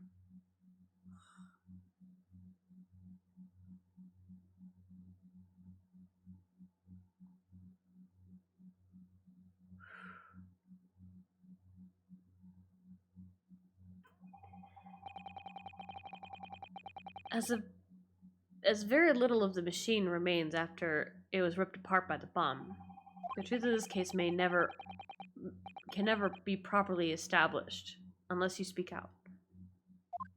And if you decide not to, it's very possible that Courtney Scythe will escape punishment for her crimes.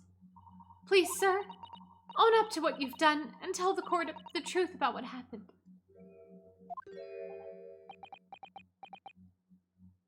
10 years ago, you told the truth, and you were robbed of a bright and successful future as a result.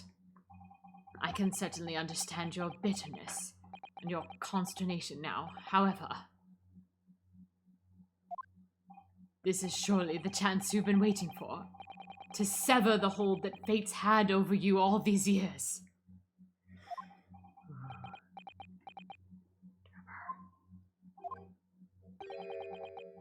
Super high voltage, instantaneous kinesis. I mean, really.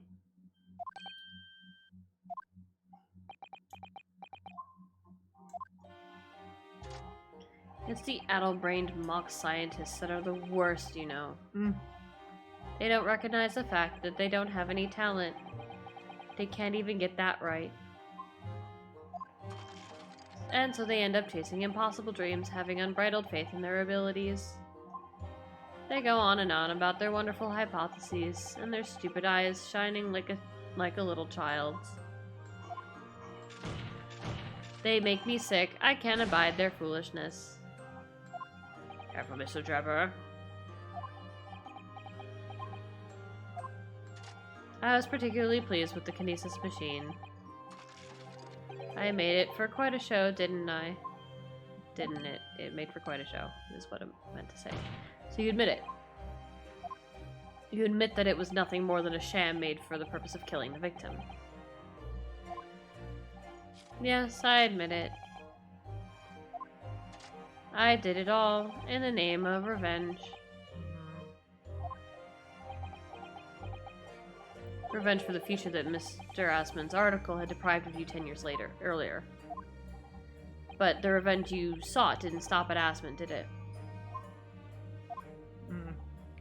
Which is where that very particular waxwork comes in. Yes, I see. The condemned convict that you saw rising from the grave in Lowgate Cemetery 10 years ago. If your account of those events was all true, then obviously Scotland Yard couldn't afford to acknowledge what had happened.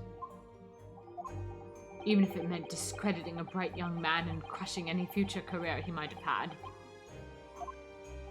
So your plan required that you abduct that particular waxwork model, in order to exact your revenge on Scotland Yard as well, or on Dr. Scythe to be precise.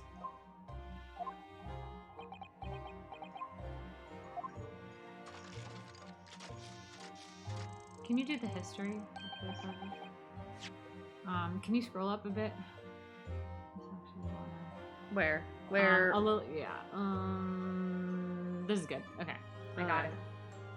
It was 10 years. It was a year ago. It's what a year ago was. By some extraordinary twist of fate, Asmund turned up at my workshop. He didn't remember who I was, of course. He just wanted to employ my services as an engineer. And he happened to have a paper with him. An article on the front page caught my eye about the coroner who'd handled that bogus autopsy being appointed head of a new forensic team.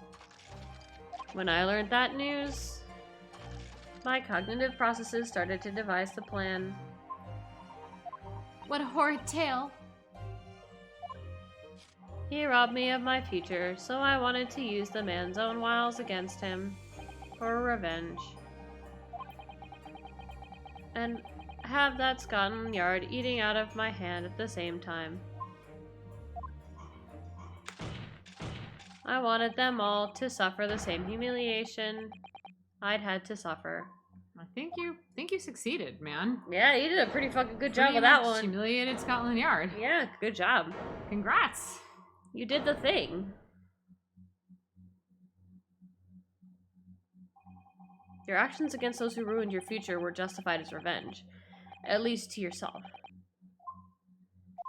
Certainly, no one has the right to destroy another prospects, especially for purely selfish gain. And yet, in carrying out your plan, you did exactly that to someone else, didn't you? Did I? Professor Harebrain's only crime was passion for his hypothesis. But you had no compunction about sacrificing his future to effect your revenge. You knew that he would be forever branded a failure and a fraud. You got him there, Deacon. Perhaps life treated you unfairly 10 years ago, and others' misconducts left your life in tatters. But remember this. Your own actions resulted in exactly the same thing for another perfectly innocent young man. Oh. For someone who wasn't even robbing graves Yeah. for money. Hello? No. You got to him. Aw.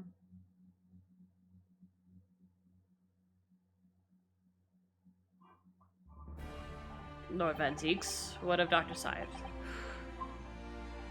An immediate warrant for her arrest has been granted, and she's been remanded in custody, my lord. I presume she will face trial in the coming days, along with Mr. Drebber. A most regrettable situation indeed. She's made great contributions to her profession over the years. It's really a hard truth to swallow. However, that is a topic for some future occasion. For now, Professor Harebrain. Oh, yes. You're guilty, obviously. It seems there was a great deal more to your experiment than you realized. However, I think that we can assume now that all the sordid details have been brought to light. This has been a very long and profound trial, but I'm pleased to say you are absolved of all guilt. Yay. Aww. He saved his friend, though. This whole experiment has taught me a very great but painful lesson. I've been, this dedicated scientist, this devotee of natural philosophy, I've been selfish and self-centered, and above all, a fool. Aww. Professor,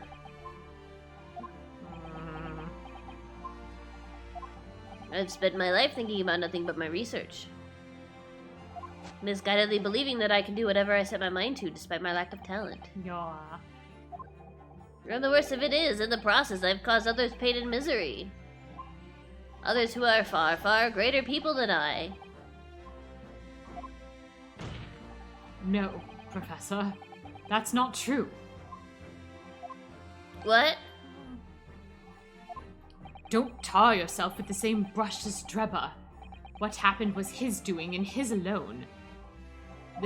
This outcome is his fate, not yours. You're not to blame in any way. Oh, he's very nice to his friend. Lord Van Zeeks. And the derision with which he referred to you earlier, calling you a fool, talentless even.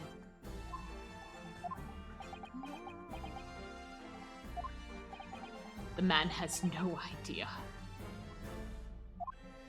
To believe in yourself and work your fingers to the bone to realize your dreams.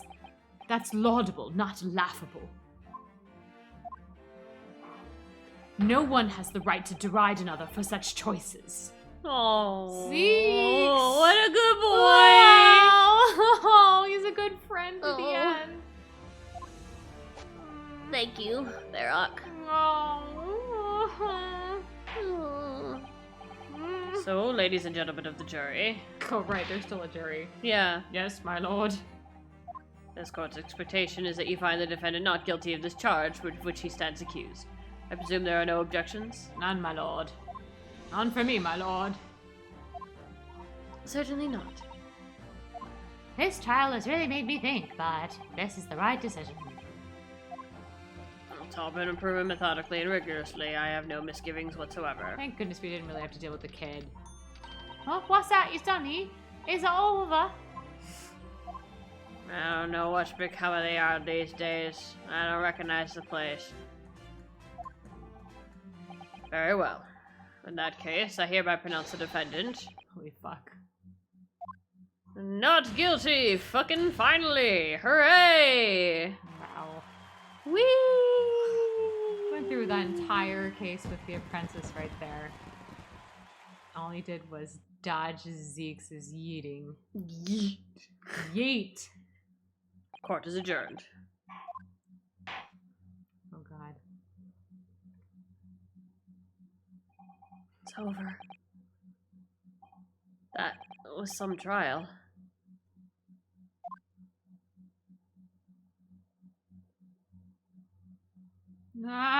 Ah. Don't talk to frickin' Schultz. Okay. This is it. Professor! What a splendid outcome, isn't it? Oh, it is. It is. Congratulations, Professor Hairbrain.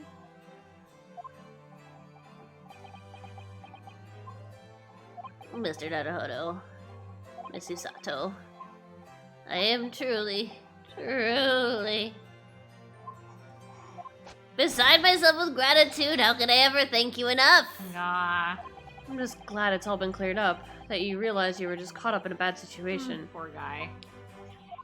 Well, right now you know if I had that research grant money. I'd give the whole lot of it to you, every penny. So cute. Well, that's very kind, but I'm just a student, so... We don't need any financial reward. Your acquittal is more than enough. It will pay the rent It would be somehow. really nice to get paid, though. Mm-hmm. But hey, I did get second prize in the lottery recently, so Right. that was a little... Oh dear, oh, what can I do? Aha. How about this as a memento? The paper about my hypothesis is inside. Science! It's a That's very adorable. small science book. Well, just as a memento then, thank you. Put it in the court record. Oh. I've been wondering, Professor. What are you going to do now? Oh my, yes, what am I going to do? My hypothesis and my great machine lie in ruins.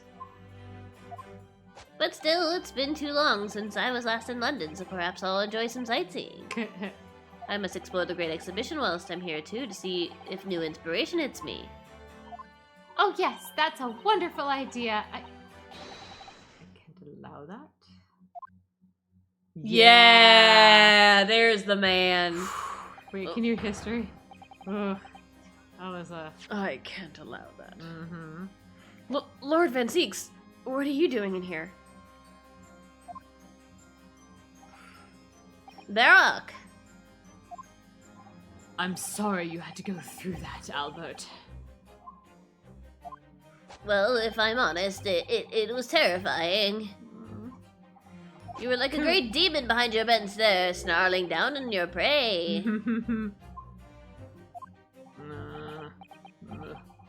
You're one of the few true friends I have. Oh, Zeeks! This is one of his few true friends he hasn't talked to him in a decade. Zeeks! I couldn't leave it to anybody else to handle the prosecution. Or the defense. Oh, Zeeks! Zeeks! Oh, you... Oh! Hi. Sorry? Or the defense. Did I just hear that right? Mm-hmm. I always knew that you had my best interest at heart, don't worry. Oh, that's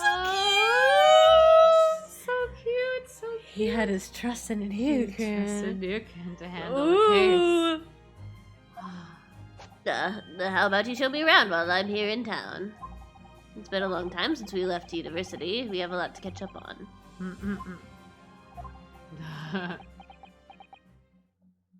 Listen, Albert. In a few days, your acquittal will be made official. When that happens, you must head straight to Dover. I'll accompany you. What? Right. Oh, God. From there, you'll cross the channel and make your way back to Germany. I've already purchased the tickets. He's afraid of the Reaper! Bwah! Wah! But no, hold on a minute, Baroque.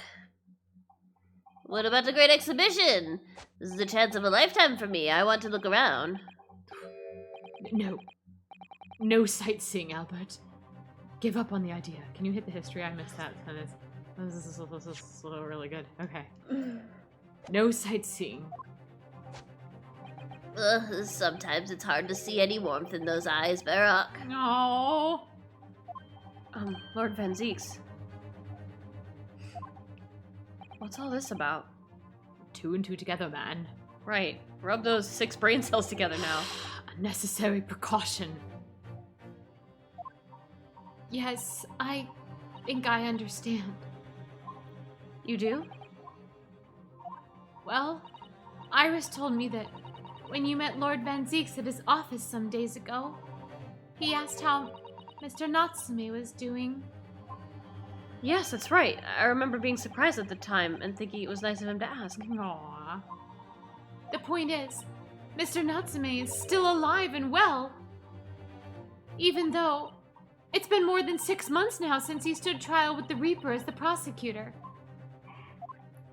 You mean the Reaper's influence doesn't stretch overseas? Mm-hmm.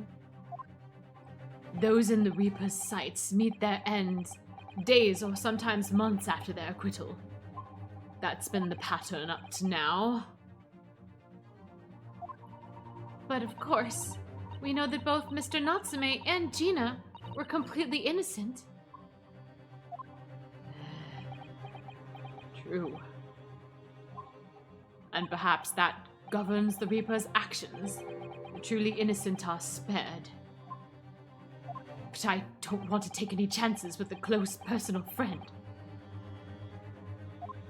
But Baroque. Oh.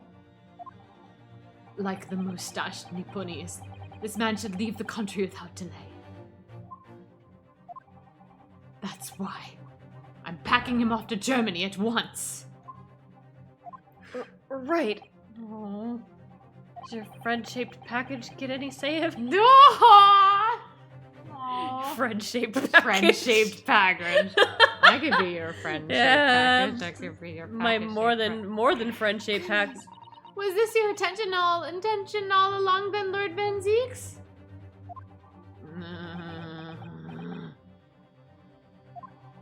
In court, where people think of him as the Reaper, this man seems absolutely merciless. And yet, sometimes I feel as though I don't understand him at all.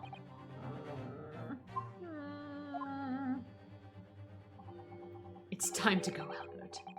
Back to the prison for the time being. Where you'll be safe. Ah, yes, you're right. Well then, Mr. Naruhodo. Thank you so much for everything. Not at all, Professor. It was a pleasure getting to know you. Oh. Best wishes, Professor Hairbrain.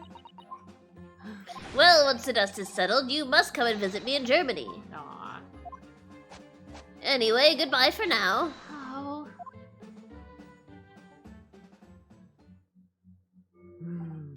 Now, my Nipponi's friend.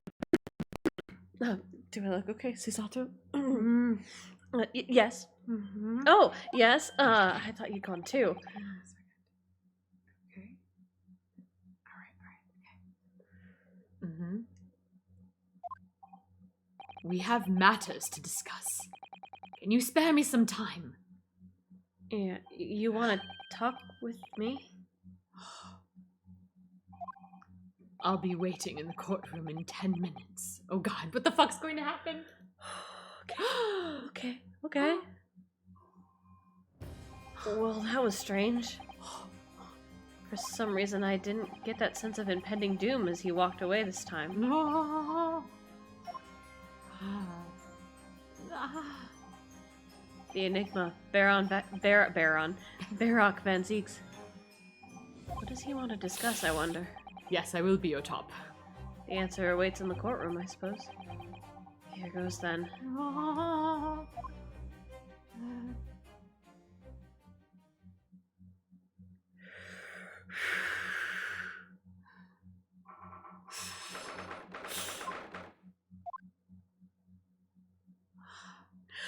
Yes! Oh, they're all there! So, are you satisfied? You saved a guileless scientist from a great injustice. He's got an empty glass. Yes, I think so. I'm relieved, at least, that the man's innocent could be proven. Anyway, I imagine you've been wondering where my animosity towards you Nipponese comes from.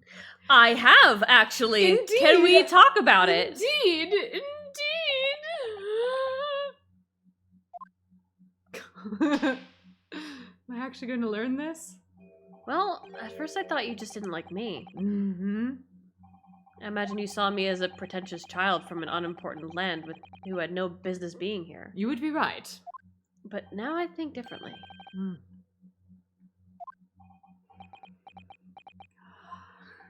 You clearly know our ways.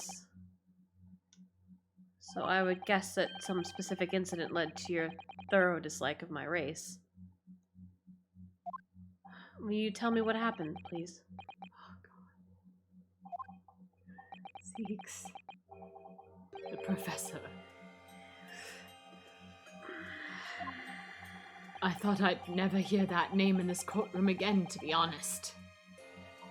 He took your brother's life. Clint. My brother was Clint Van Zieks. 16 years ago, when I was still just in my teens, he was already the director of prosecutions and a key member of the judiciary. I looked up to him. He was everything I aspired to be. He was involved in the establishment of justice systems in foreign countries as well. There were exchange programs between Britain and other nations then too, to share knowledge and ideas. As part of one of those programs, 3 judicial students came to Britain from your homeland, the Empire of Japan. Mikotoba, Jigoku, and... Oh! If it was 16 years ago, then one of them could have been my father. Of course. I remember Dr. Mikotoba well. I had no idea. I was a minor at the time, much like you are now, as I've been reminded many times, training at the prosecutor's office. One day, Clint introduced me to the 3 visiting Nipponese. So, you've actually met my father? He and his colleagues were polite and amicable. They were adept at their work and exacting in their standards. It was my first encounter with the Nipponese spirit. It made a very great impression upon me. But 6 years later, that's when it happened. The investigation was going nowhere. There were no suspects even.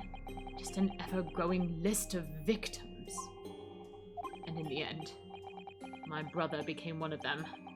The last, in fact, before the case was finally resolved. I'm so sorry, Lord Fenzies. Truly. Clint was always ready to put his life on the line for justice anyway. So, he wouldn't have wanted it any other way. He lost his life to the killer, but it was his victory in the end. He provided the evidence. For me personally, though, it was a great loss. I found myself in a very dark place indeed.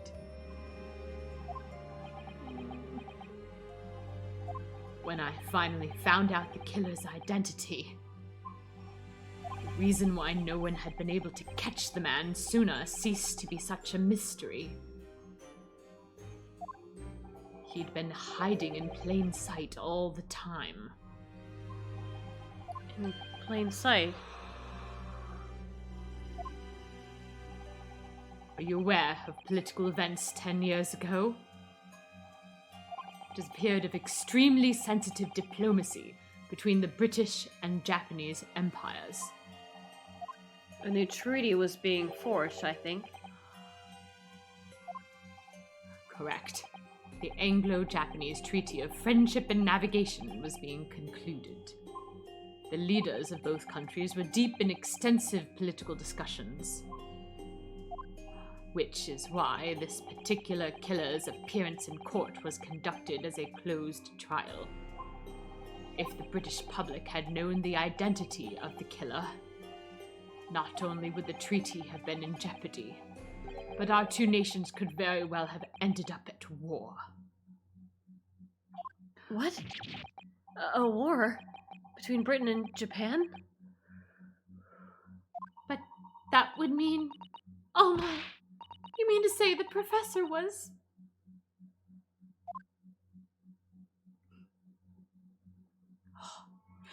Oh! When the trial reached its conclusion earlier, I thought to myself, yes. Oh, he has the key! Ah! Oh, God. Time for you to come face to face with this Oh! monster. I borrowed the key for the mask from the proprietress of the Waxwork Museum. So see for yourselves now. Confirm it with your own eyes. The truth that's been hidden this past decade.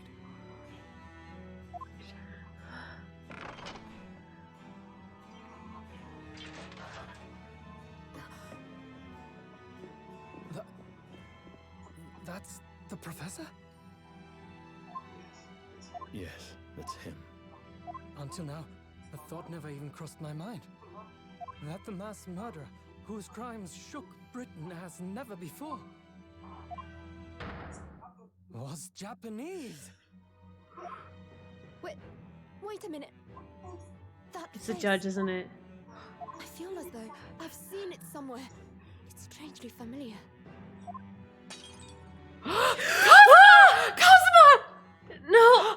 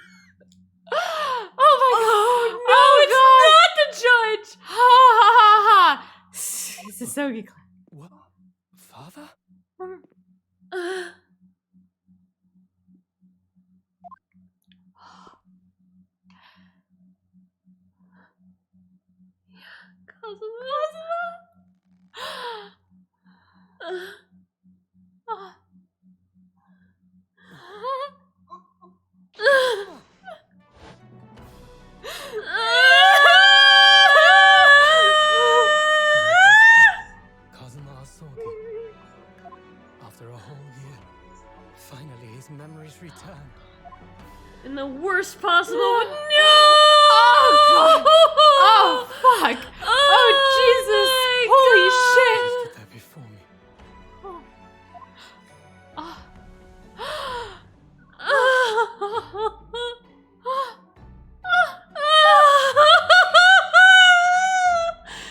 Pain! Hello.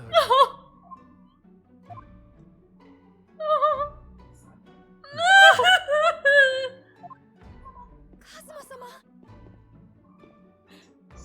Judicial Assistant Mikotoba.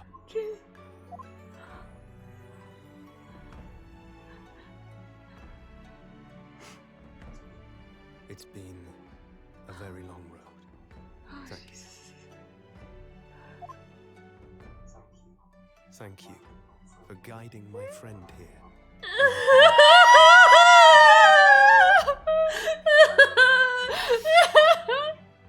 It was...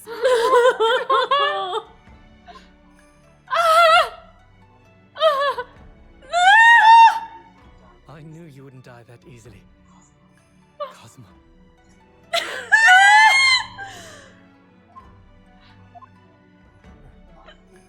I owe you thanks too for taking good care of that.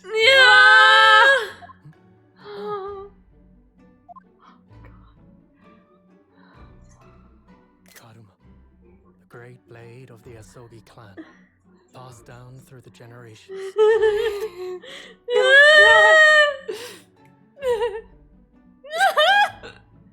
When we left Japan, this sword was at my friend's side. The Japanese man's katana is his soul. He couldn't be parted from it. No! But then, when the incident happened, it was Susato-san's wish that I inherit this sword, and I've kept it with me ever since, along with my memories of the friendship we shared.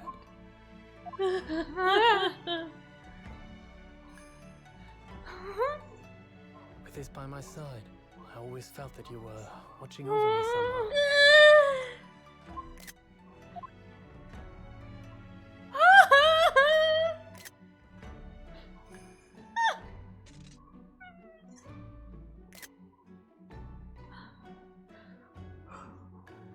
Now kiss. No, Kith! Ah, no! Oh, God! I've made it. At last. Father. Are you saying... Surely not. You mean you knew all this time? I'm looking at it, but I still can't believe it. This mass murderer is Kazuma's father.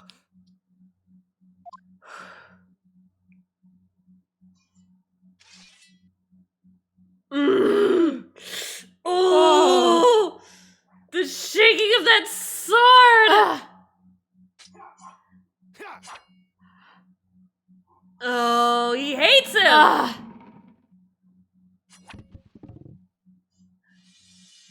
Oh, the way his sword was shaking. Oh, Fuck. it's so good! God! Ugh. We have Yeah, we do! Oh, no, don't go away! Now is the time!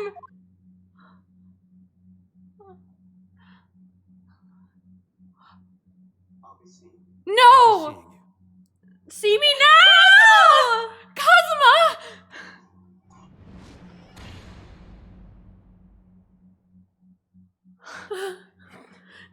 No. That's... No! Before he turned and left us there. In the No, courtroom. Kazuma.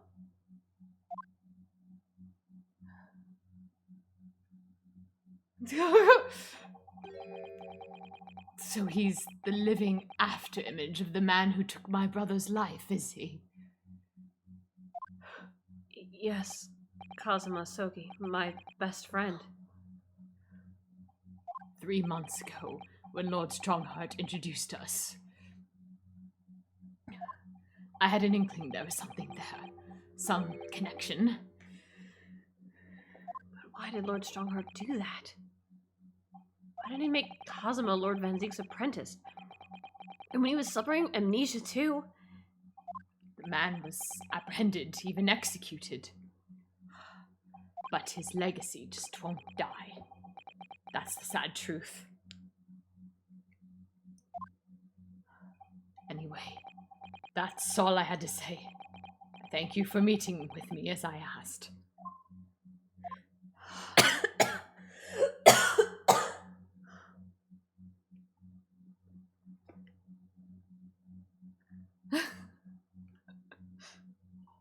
"10 years ago, God, my voice is shot from all that screaming. my grandmother took me to the railway station. We were there to meet my father from the train. For me, it was the first time I'd ever seen him. Poor Susato-san. All this tied up with painful memories for her, too. She's never talked about this with me before, though. It took time to adjust to having father around, but just when I was starting to get used to it, he called me into his study one day.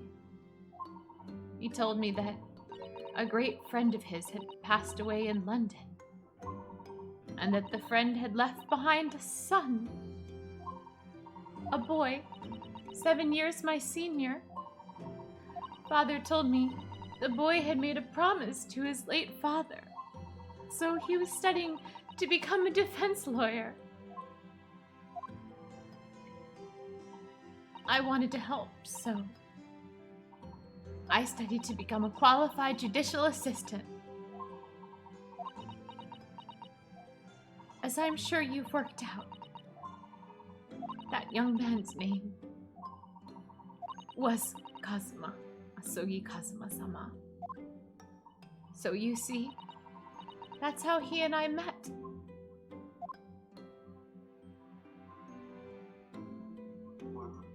For a brief moment, my great friend had returned, only to disappear Great again friend. all too soon. But in that fleeting encounter, something stirred. Something that had been dormant for a long time. My homosexuality. No, wait, that had been very As if active. great wheels had been set in motion. I could almost hear them creaking into life. In some ways, it was the end of a chapter, but in many, it was the start of a new one.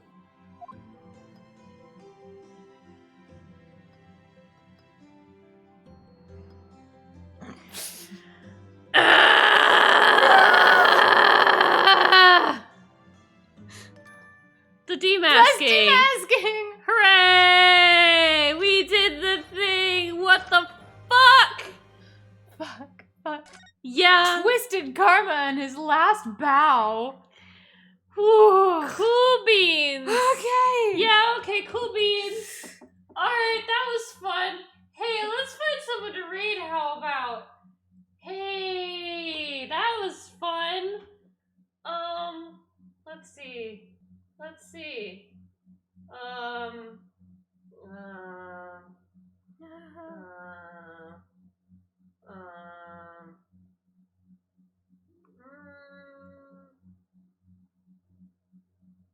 Yeah, sure. Why fucking not? Let's do this person. Oh my god. Oh my god. You are right, Kevin. That is a lot of payoff. That's a hell of a lot of payoff. Holy shit. I am very, very, very super glad. Super incredibly glad that we finished this before we went off. We made it. Oh my god, we made it. We fucking made it. Before we went off. Before we went off to Chicago. But holy shit, we're gonna have to like really Oh god. like we're gonna have to like put our fucking nose to the grind wheel when we get back home. Yeah, it's gonna be a marathon. Marathon. Oh my We're gonna God. fucking finish this motherfucking game. My hand was shaking so much that all the photos I took are terrible, but I mean, it's okay. Anyway, say hello, to this person, and I'm gonna go die now. Okay, bye.